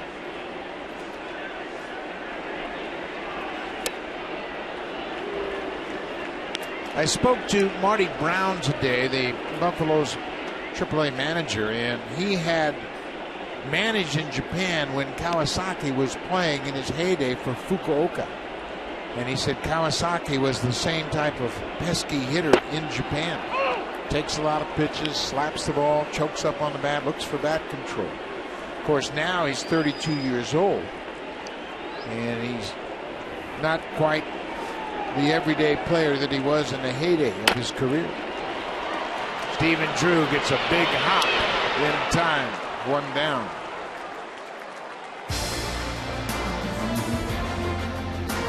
The 2013 Honda Civic, Canada's best-selling car 15 years in a row. Honda, the official vehicle of the Toronto Blue Jays. Another good crowd on hand here at Rogers Center, and it has been 3 good crowds, all over 30,000 for this Tuesday, Wednesday, and Thursday series. The club will go over 2 million tonight in attendance, and that's the quickest to 2 million since 1997. Reyes pops it into shallow left. Johnny Gomes is there, makes the catch. The Blue Jays have really been terrific at the gate this year. The fans have come out and supported them very well all season long. This is the 63rd game of the season, and the Blue Jays have the biggest per game increase in baseball. That area right there in center field has something to do with that. That's the 200 outfield area, and has become a destination for the young crowd. Been jammed every game that we have been here. And hats off to the fans. I think it's outstanding to come out here. They're averaging over 32,000 a game here at Rogers Center. Davis reaches forward and drives it to right. Victorino retreats quickly. Quick inning for Jake Peavy. Blue Jays go quietly in their half the 6th. We'll go to the 7th. It's a 1-0 game.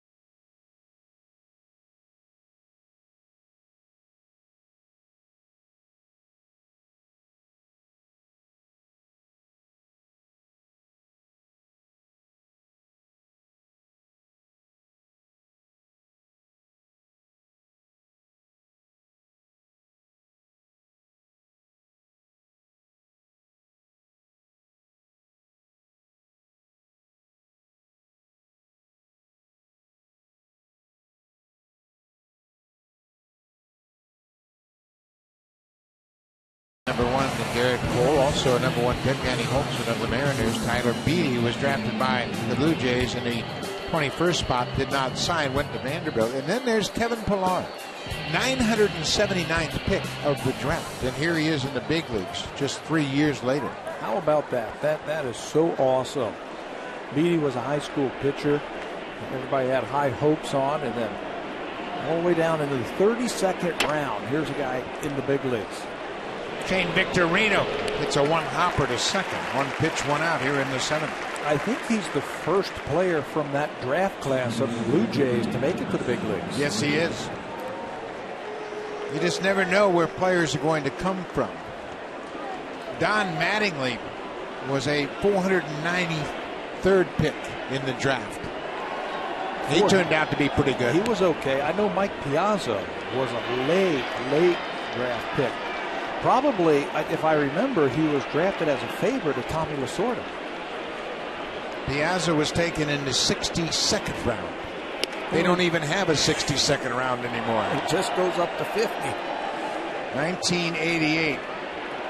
Mike Piazza was the 1,390th player picked. You never know where you might find a gem. Blue Jays are hoping Kevin Pillar is one of those late round success stories. Darren Oliver is standing by in the bullpen. Rustin Pedroia takes a strike. It's 2-1. Mark Burley has thrown 102 pitches, and the Blue Jays have steadfastly stayed near that 100 pitch mark, and Burley ducks out of the way of that. Pedroia's had a 3-hit night. 10 hits now for the Red Sox. You got to give him a chance to try and win the game. He has pitched his heart out tonight, spread out those 10 base hits. He's only given up 1 run.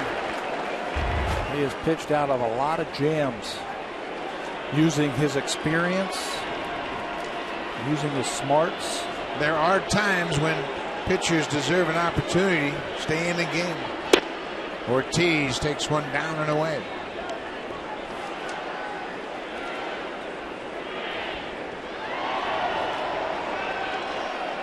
Dustin Pedroia at first. Blue Jays using that shift against Ortiz. There's a strike.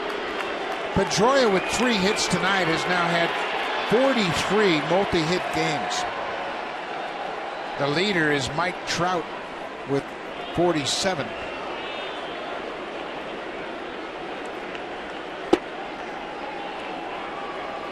Staying away from Ortiz. Why not? Stay away from that power.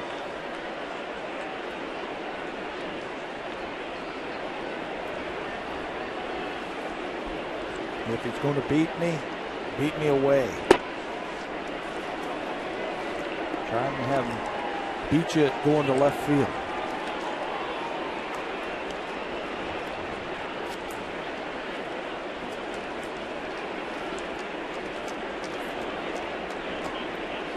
Pete Walker checking on the status of Darren Oliver.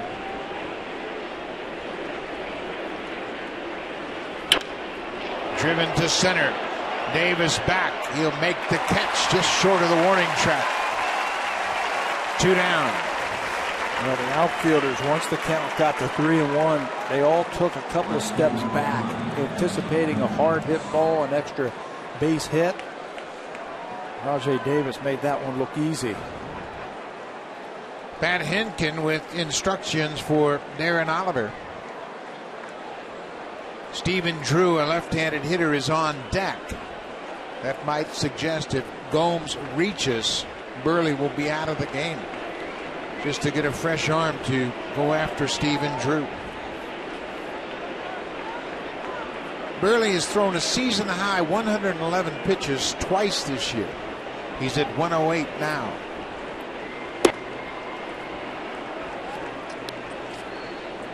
Looking ahead to the bottom of the 7th, some middle of the Blue Jays order.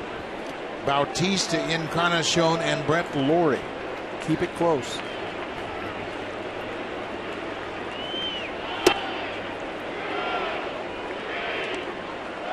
Two and 0. Gomes is 1 for 3. Jose Bautista will start things off, and then Encarnacion and Brett Lawrie. It's a 1-0 game. Boston leads. Gomes drives it into center. Davis with terrific speed, and Burley is through 7. He's got the meat of the order coming up. His club trails by a run. Mark Burley is pitching a gem.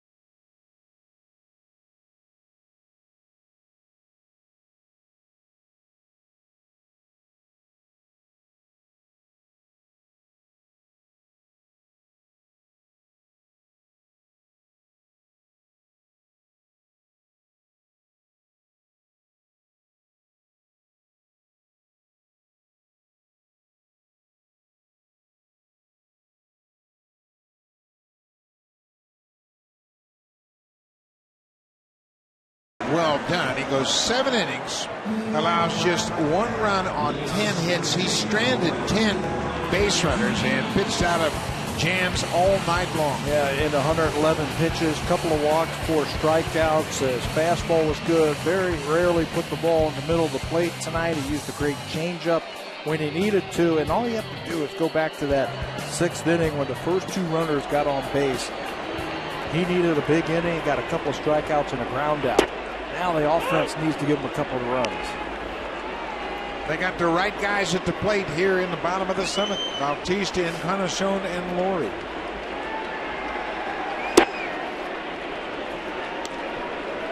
Jake Peavy has been economical. That last pitch, just his 91st pitch.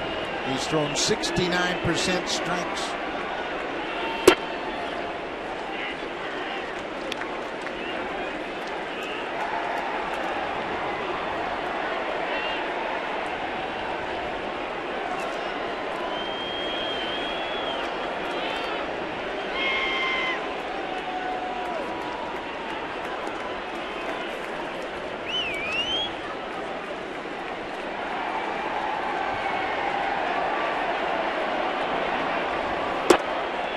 Slider missed badly outside.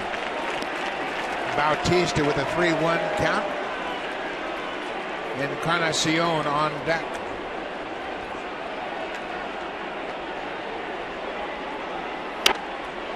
Popped up behind home plate. Lavarnway off with the mask, but it's out of play. Blue Jays have just 2 hits. Aaron Sebia and Lind. That's Craig Breslow now starting to get loose. Peavy challenged him 3-1 with fastball. That shows you how competitive he is. That he's not going to give in. He's going to challenge Jose Bautista. Here's the 3-2 pitch. Bautista hits it hard right off the glove of Middlebrooks. Into left field, Stephen Drew chasing it down. Bautista will stop at first. It's an error on the 3rd baseman. The leadoff man's aboard. The 9th error for Will Middlebrooks. Time and time again, when the Blue Jays need something to get started or to finish something off, Jose Bautista does it for him. Scorches this ball to Middlebrooks. He just doesn't keep the glove down. And he'll be charged with an error. And Jose, good at bat to get things started here in the 7th. Hits it hard on a 3-2 pitch. Encarnacion is 0 for 2.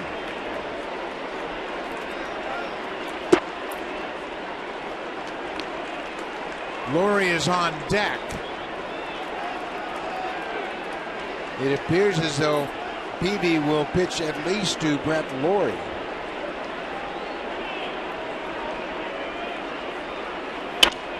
Base hit into center field. Bautista will stop at 2nd. 2 on, nobody out. Let's check in with Jamie Campbell.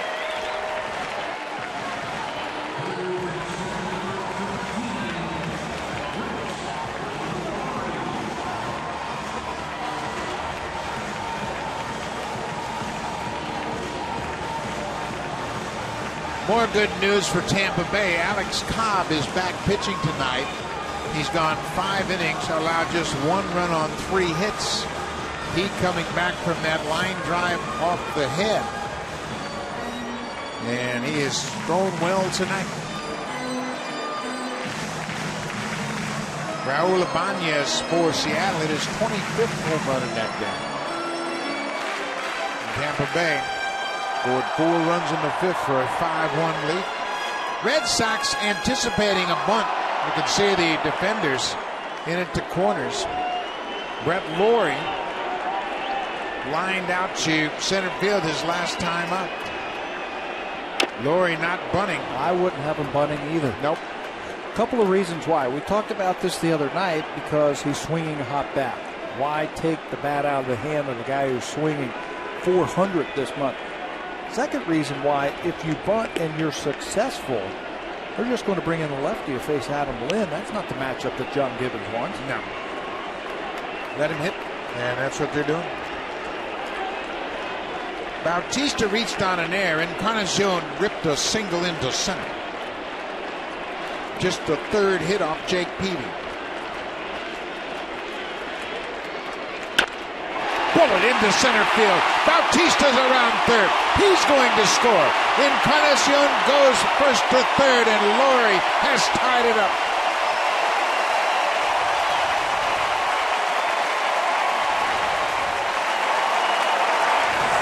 He's waiting on the ball a lot better. He's letting it break and then going to go attack it. Watch how still he is at the plate and just uses his hands. Hits the ball hard into right center field. He was thinking about two. Good base running that time by Encarnacion also. He sees that Ellsbury's got to lay back on that ball because it's hit so hard. He goes first to third, and the Blue Jays are in business. Bautista scores the tying run. Encarnacion might be the best Blue Jays base runner. He goes first to third. They have knocked Jake Peavy out of the ball game. Craig Breslow in to face Mark DeRosa, the pinch hitter.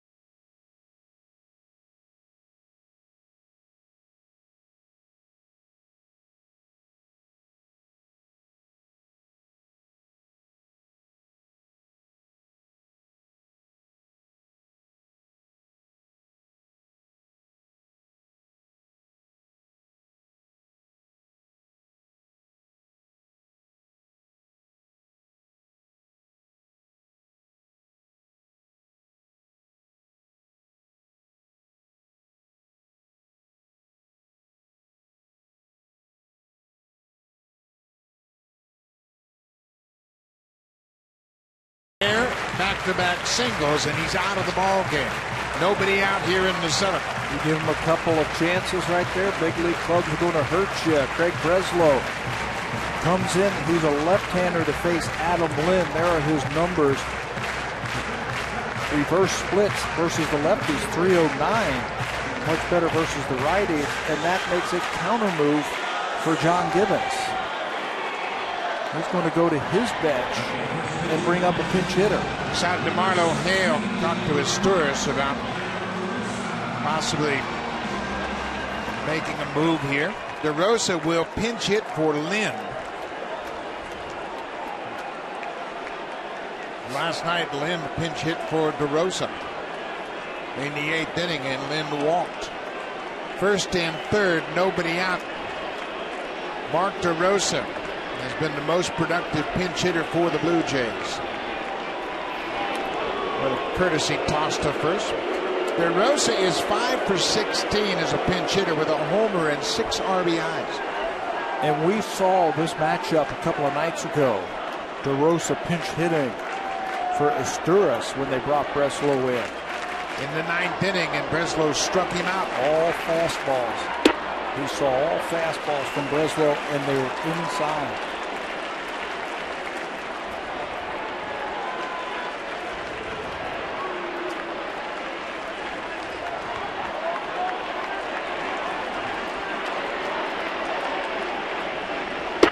Staying inside. You can bet DeRosa is looking inside. He'll remember that at bat. There were a couple of runners on. Chance for the Blue Jays. He ended up striking out, but maybe he can use that information right here. Got a pitch to hit. Breslow left one out over the plate. Both Breslow and DeRosa knew it.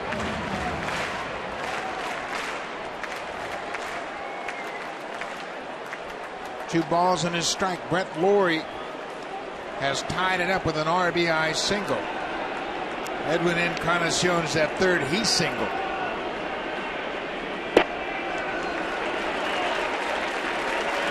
Three and one. JP Arencibi on deck.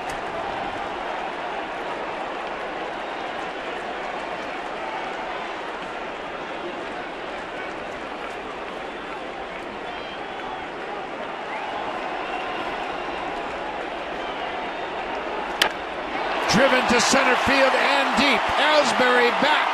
He makes the catch. Tagging at third is Encarnacion, and DeRosa has given the Blue Jays the lead.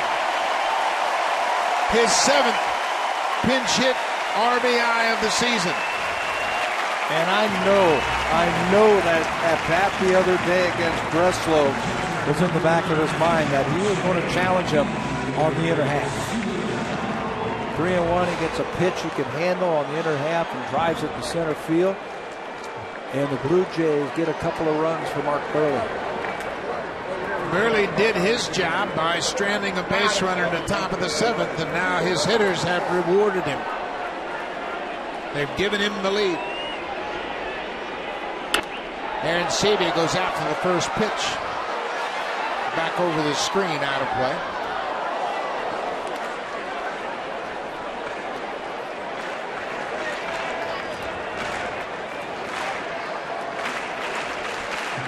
Mark DeRosa with his 31st RBI of the season.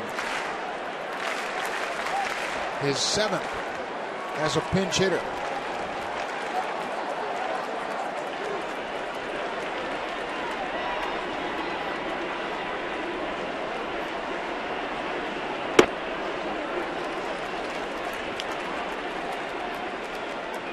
With that sacrifice fly, Mark DeRosa is now tied with Johnny Gomes, the Red Sox left fielder, with 7 pinch hit RBIs. Most in the American League.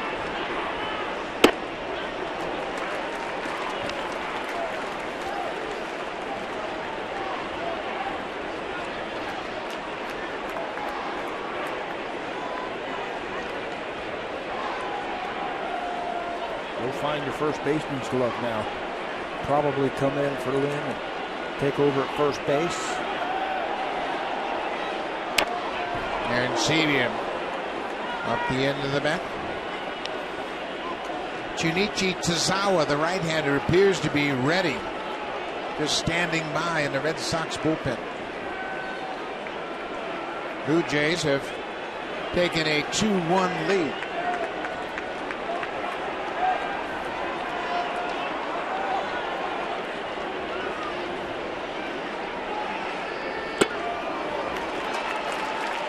Jake Peavy gives up 4 hits, and he's on the hook for the loss. Yeah. Timely hitting.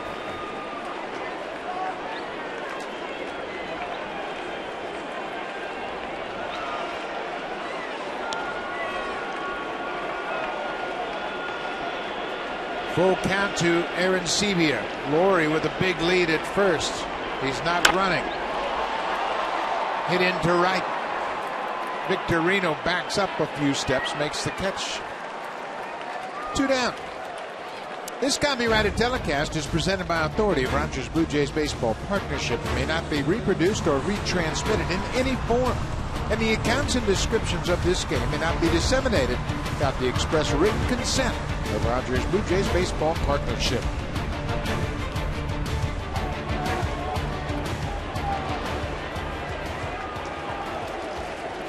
Kevin Pillar will get his first look at Craig Breslow.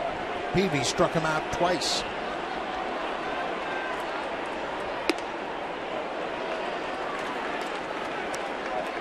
Pawtucket plays in the same league as Buffalo, and you can bet they call down to the Pawtucket Ball Club. Gary DeSarcine is the manager, and to give us a scouting report on Pillar. And tonight it looked like Jake Peavy was fastball early, then a lot of sliders off the plate, and Pilar couldn't hold up on it. Now he gets the left-hander. Now he can open it up right here. 2-0. See how far he can hit it. Got a little off-speed pitch and fouled it off.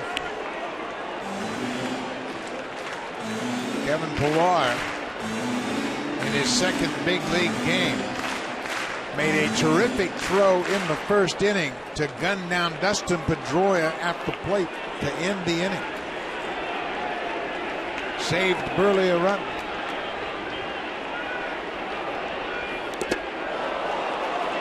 Chases that ball in the dirt. A little more anxious tonight than he was in his debut. Yeah, showed patience yesterday. First time up, lined out to right field, hit a couple of balls hard. And then the opposition can use that aggressiveness against you if they feel like you're in swing mode. If you're a little bit too anxious, get that first big league hit. And he chased another pitch down out of the zone. Pilar strikes out, but the Blue Jays take the lead. Brett Lowry ties it up. Mark DeRosa gives them the lead. Aaron Oliver into the ball game.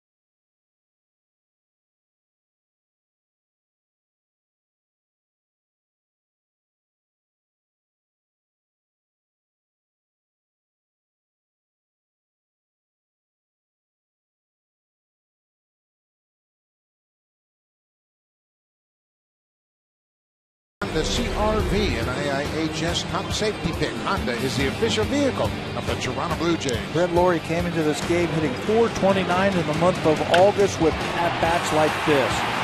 Use your hands and just punch that ball the other way. On a line, drives in a run. Lowry swinging a hot bat.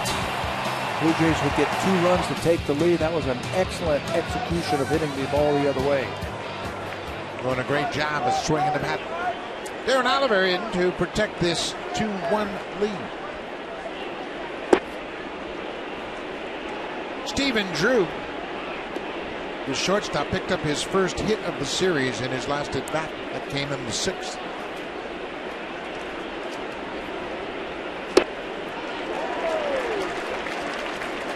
Ball on the strike. Obviously, the Blue Jays are well aware of the Red Sox ability to strike late. Boston scored 2 runs in the top of the 9th last night to tie it up. Mike Napoli hit a 2-run home run. Mark DeRosa in defensively at first. That couldn't get any later for the Red Sox last night. 2 outs in the top of the 9th. Napoli not starting tonight. His potent bat still on the bench.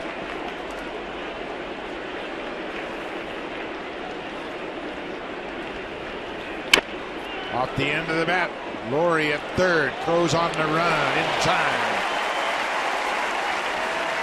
Jake Peavy was terrific. He held the Blue Jays to just 2 hits through 6 innings, and Bautista reached on an air, back-to-back singles, knocked him out of the game. He goes 6 plus 3 batters. He gives up 1 run on 4 hits. The second run was unearned. Didn't walk a batter. Struck out 4 through 99 pitches. And it's funny, baseball, the game, if you're watching this run, Peavy pitched better than Burley. Burley gave up the 10 hits, but it's Mark Burley who's in line for the win. Peavy looked like he was in control all night until that last inning, the error opening up the door for the Blue Jays. Mark Burley was in trouble all night and had to make some really tough pitches and came through. There it is right there. 10 men left on base. Now Burley pitched out of jam after jam. None better than in the 6th inning. It was 1st and 3rd, nobody out. He struck out Daniel Nava and struck out Will Middlebrooks. His 3rd and 4th strikeouts of the night. Great changeups.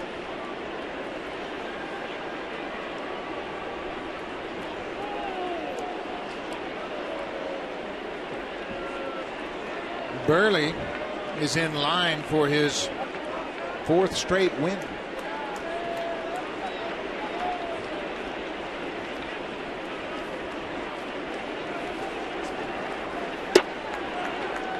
Took a shot at the inside corner and missed.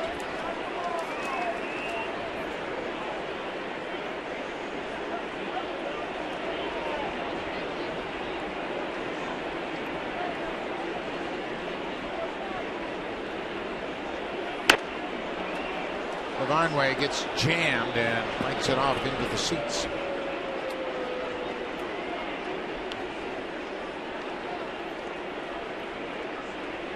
Boy, Burley, you talk about Mr. Consistency. He's looking for his 9th win. Looking to go 13 straight seasons with 10 wins, 200 innings, fewer than 60 walks. I mean, he's a machine. No matter how he starts, he always figures out a way to pitch 200 innings. Find that level. I think tonight that gives him 157 innings pitched this season.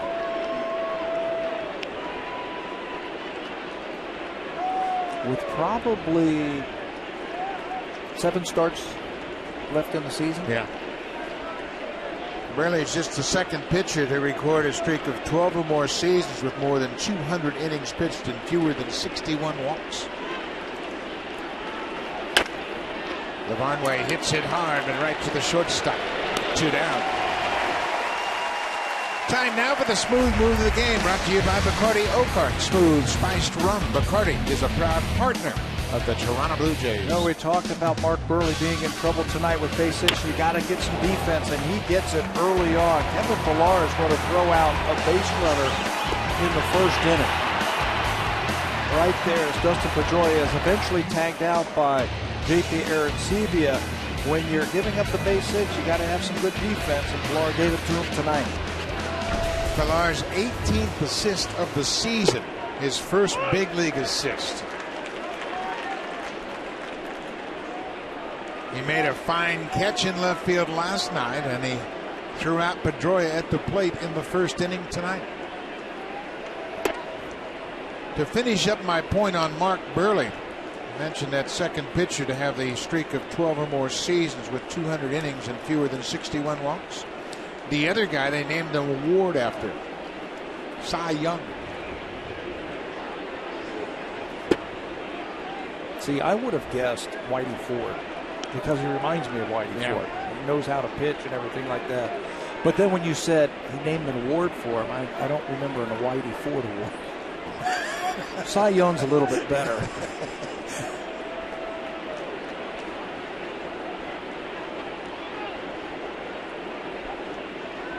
Daniel Nava. He's gone 2 for 3. Scored the Red Sox only run in the 4th. Off the end of the bat.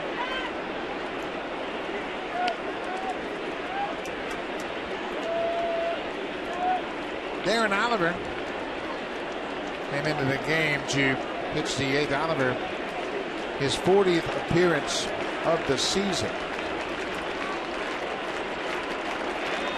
With 2 outs here in the 8th, he's now pitched 39 2/3 innings.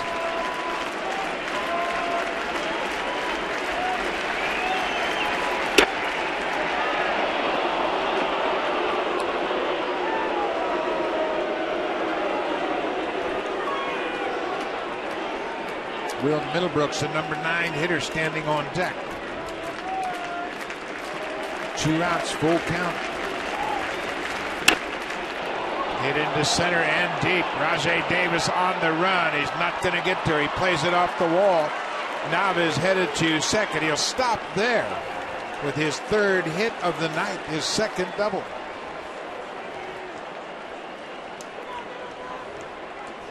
Darren Oliver thought he had him struck out on that 2-2 pitch on the outside part of the plate, just off the plate, so he goes back out there. That time it looks like he tried a backdoor cutter, and Nava sees that one's a strike, sends it deep to center field. Rajai really no chance to get that one. Gets it back in and holds him to a double. 18th double of the season for Nava. He's had a 3-hit night.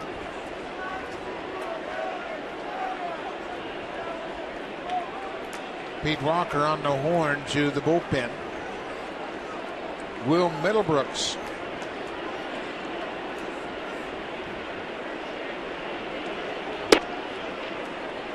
Oliver has been more effective against right-handed hitters than he has against lefties. They have stayed inside on Middlebrooks all night. Trying not to let him extend and hit the ball out in front. He's got that sweeping type of swing. That suggests that he likes the ball out and over the plate. Right-handers have hit just 182 against Oliver.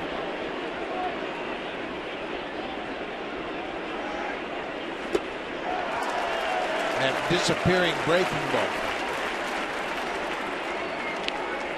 Sergio Santos starts to loosen up.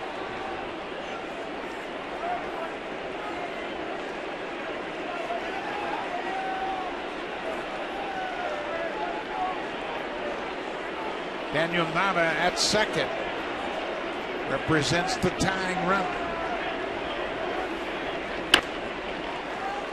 Another pitch that Middlebrooks has to fight off. Yeah, and it's just 87 miles an hour, and he got beat by it. Fouled it off to the right, a little bit late. Just can't get that ball out in front. You got to keep the ball on the inner half. Don't let it leak out over the plate.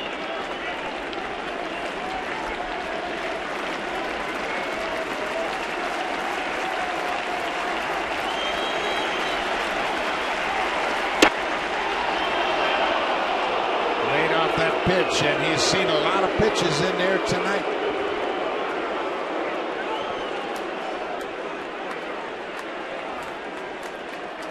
You can bet Oliver's going to stay with the game plan. Yeah, have to.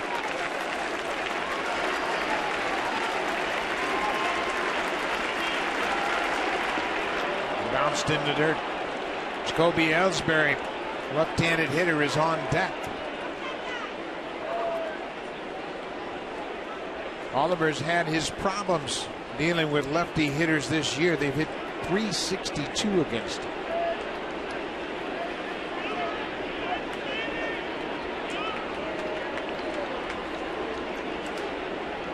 Ongoing conversation. The bench coach, DeMarlo Hale, and the manager, John Gibbons.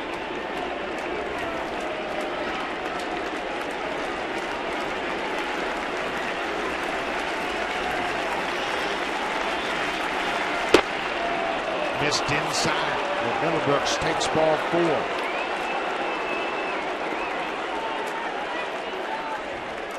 So Pete Walker coming out to give Oliver a bit of a breather. Plus to just go over Ellsbury again. 23 pitches in this inning for Oliver. Rogers customers can watch every Blue Jays game this season on Sportsnet live on your smartphone. Visit RogersAnyplaceTV.com/sports to get started. Short and sweet. Pete Walker delivered the message, and he hustles back to the dugout.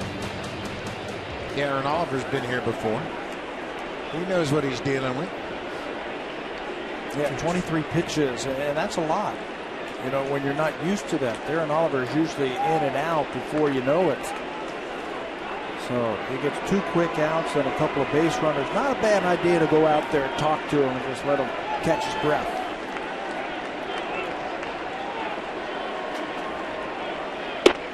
Jacoby Ellsbury takes strike 1.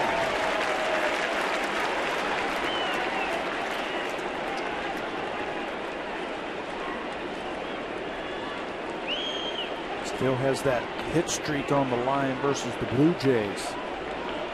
Hits in 16 straight games, 0-4 so far tonight. He's behind 0-2.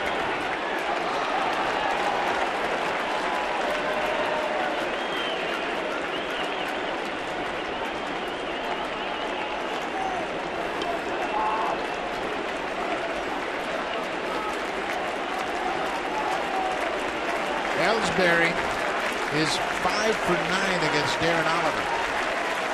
But Oliver has the upper hand. 0-2. 2 outs. Trying to get him to chase that high fastball. Infield playing deep now with 2 strikes on Ellsbury. Anything on the ground, you got to knock it down. So Nava cannot score.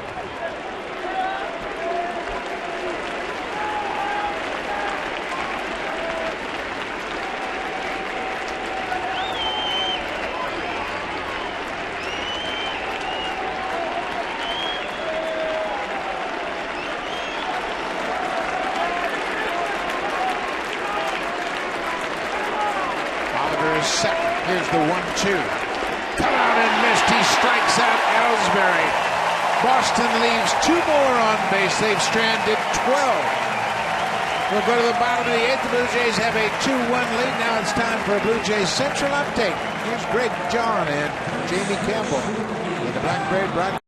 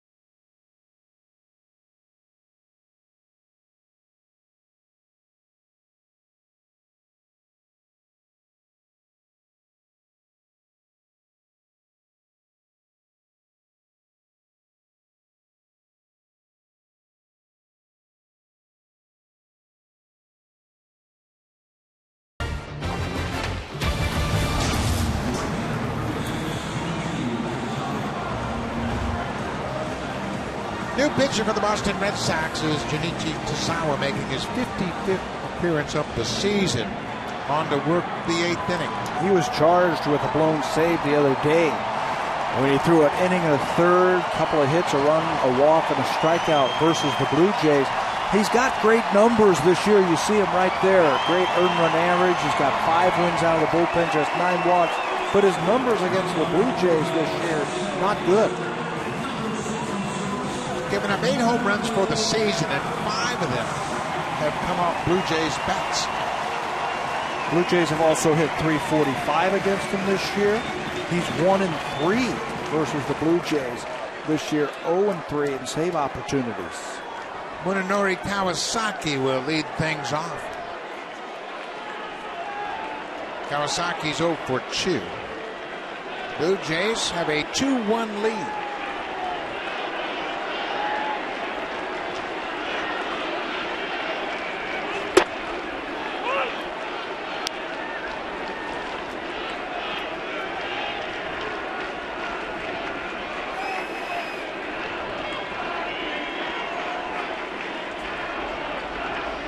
Heck of a ball game here. The series finale, the last time the Red Sox will be at Rogers Center this year.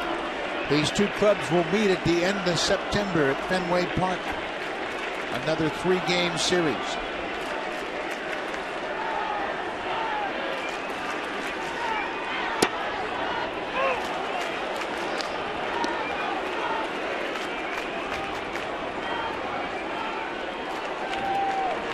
Going back to the 7th inning, Bautista was scored an air 5. It has been changed to a base hit. So Peavy will be charged with 2 earned runs. Well, that'll make him happy. Not Peavy. Bouncing ball to first. Nava goes to the bag and beats Kawasaki. That will make Jose happy. He hit that ball hard, scalded it by the third baseman. So Peavy's line will change. It will be 5 hits and 2 earned runs. Casey Jansen cranking it up down in the bullpen.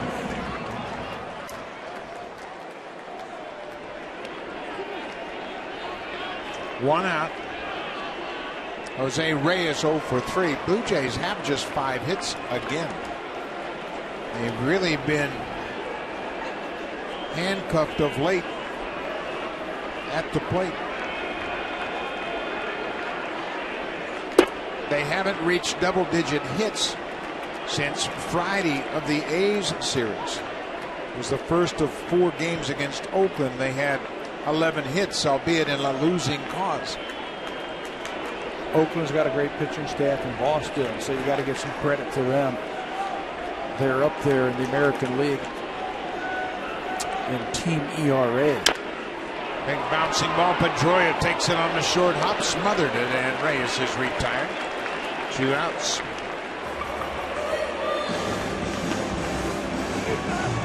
It's a 2-1 ball game. Just a reminder, last night Mike Napoli had a 2-run homer with 2 outs in the 9th. The Red Sox have scored 197 runs in the 9th inning or later. 9 more runs than any other club in baseball. They make you work for it all the way to the end of the game. Rajay Davis also 0 for 3.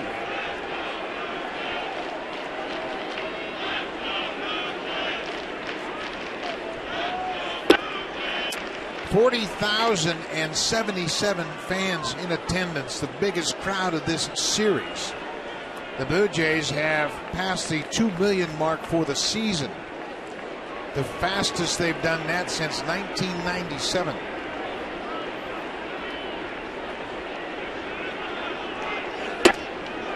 Davis didn't mean to, went around. For the season, the Blue Jays have drawn 2,036,050. They've had the largest per game increase in baseball.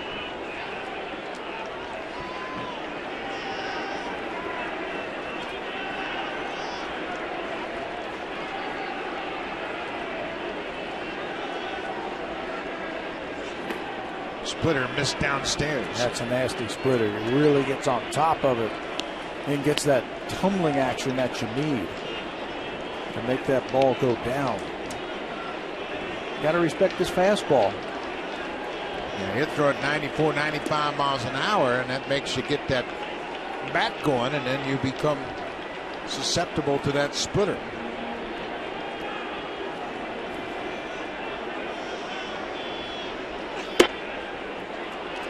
There's the good fastball. Tazawa wanted it. Well, you can guess with him right here. He'll throw you a fastball. At times he gets beat with it up in the strike zone. Bautista on deck. I think that's why he's been giving up the home runs for the Blue Jays, because he'll challenge it up with that heater. That time he gets the call, same pitch. Earlier it was a ball. Full count. Bottom of the 8th inning, Blue Jays clinging to a 2-1 lead.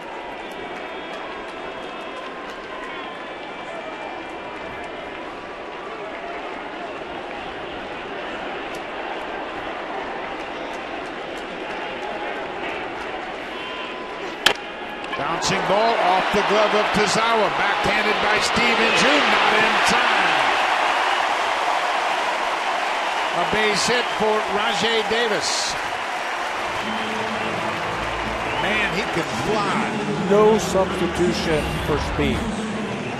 This is an out for a lot of people in baseball when it ricochets right to the shortstop. But with Rajai Davis' speed, and remember, he's coming out of the right-hander's batter's box, so he's a little bit farther away from first base.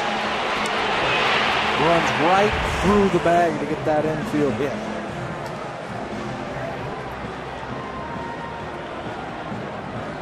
So John Farrell is back out to the mound.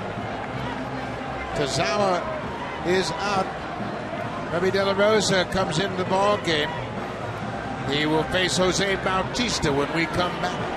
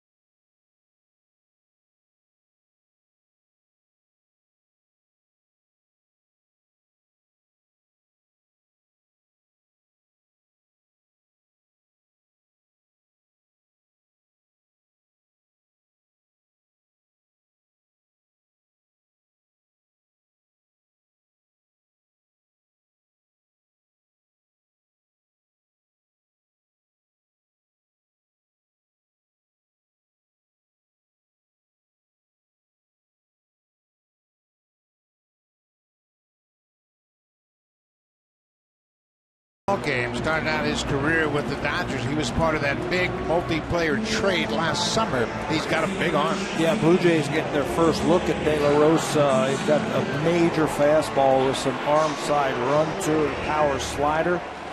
His control and command is good. Rarely gives up a home run, and he can maintain that high velocity.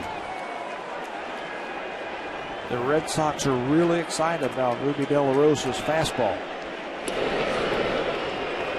This is part of the reason he's into the ball game. Tazawa not as adept at shutting down the running games. De La Rosa checks in on Rajai Davis, 34 steals so far this year. Bautista.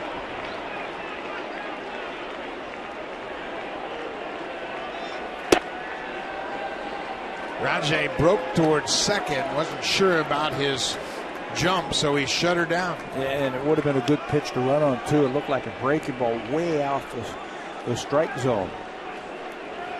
Bautista with a base hit back in the 7th. First of 3 in a row off Jake Peavy. There goes Davis. Ball down and away. The throw to second, into center. Davis, once again, his speed has forced the defense into an error. Stolen base number 35. Saw it yesterday when he circled the bases on a couple of errors.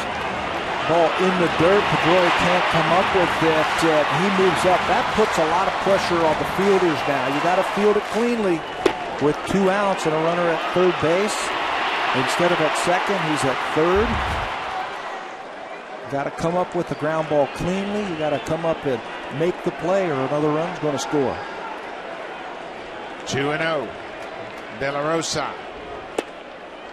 Misses downstairs. Encarnacion on deck.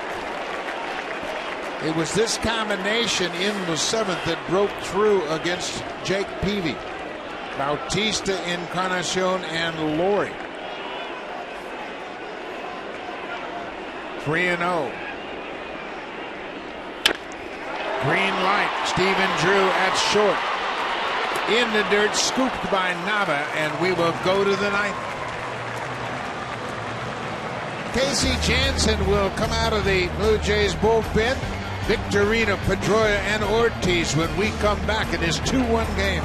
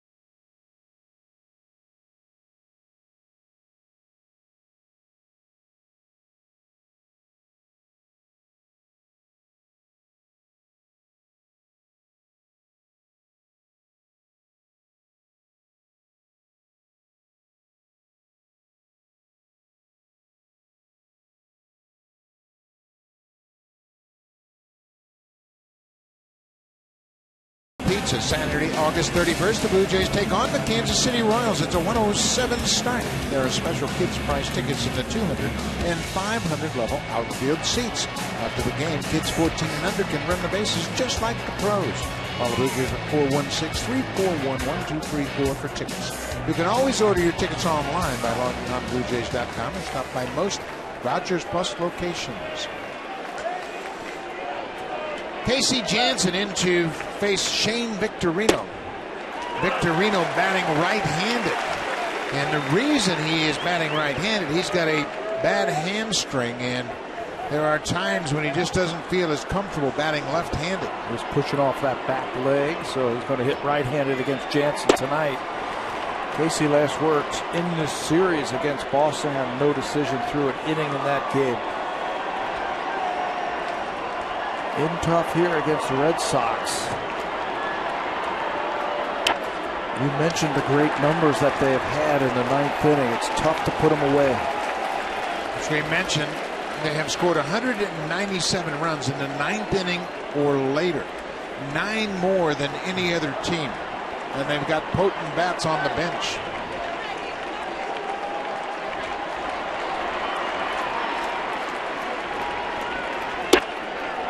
Casey Jansen trying to get the first out of the inning. Pedroia and Ortiz to follow.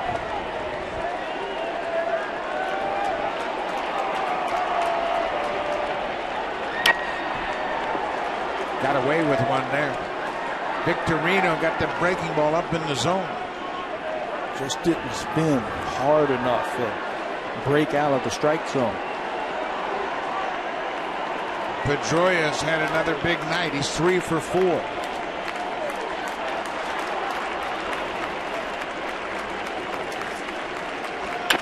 That's the ball he wanted. Breaking ball down. Victorino is out. 1 down. Now for a preview of what's coming up on Connected, here's Ken Reed and Ivanka Osman.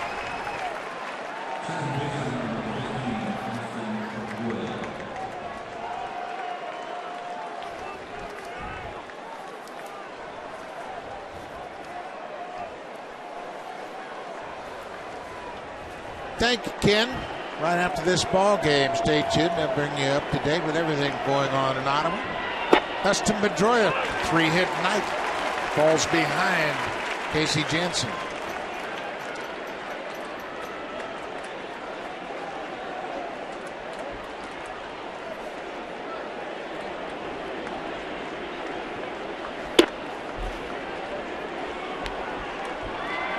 Casey Janssen trying to protect this 2-1 lead for Mark Burley. Looking for his 22nd save in 24 opportunities.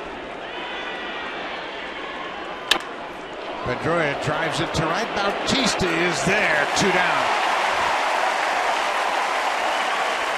Tell you, I'd rather be facing David Ortiz with nobody on. That was a big out right there. Putting a hot hitter on the bench. The Red Sox are 9-3 in their last 12 rubber games since the middle of May. They have also won 24 series this season, the most in the majors. Blue Jays can take it right here.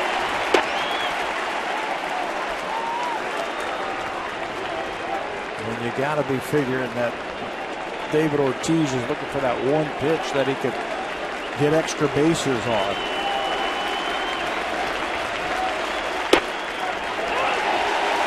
So the best way to do that, take the sting out of the bat, first of all, and then keep the ball away from it.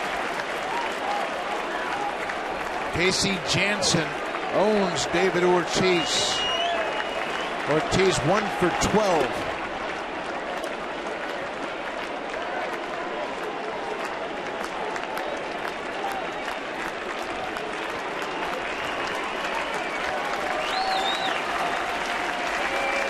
Two outs.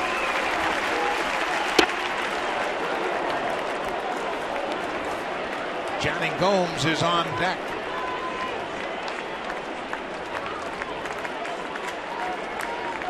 Blue Jays lead it 2-1.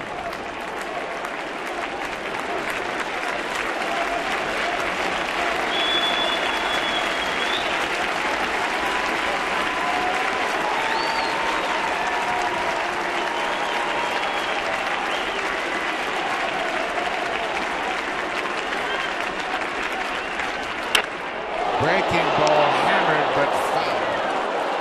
Ortiz hit a breaking ball last night off Ismael Rogers for a home run in the 6th. It was a 3-2 breaking ball. How about Cutter on the backdoor side? Seen a lot of left-handers give up on that, and Janssen gets strike 3.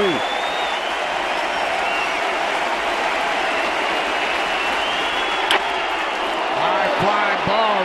That's in the ballpark. This should do it. Davis makes the catch. The Blue Jays take the series 2-1. Casey Janssen saves it. Mark Burley wins his 9th. Brett Lawrie tied it. DeRosa with the go-ahead RBI. Mark Burley outstanding tonight. Pitched in and out of trouble all night long. Made pitches when he had to. Left those runners on base. They got just enough offense. And a big throw at the plate by the rookie, Kevin Pillar, to save a run for Mark Burley. How about Kevin Pillar? He cut down a run in the first inning. Janssen with the save. The Blue Jays will be in Tampa Bay tomorrow. Stay tuned. Coming up, it's connected across 4 channels on Sportsnet 360. Blue Jays Express, top of the hour. Thanks for watching. We'll see you tomorrow night from St. Pete.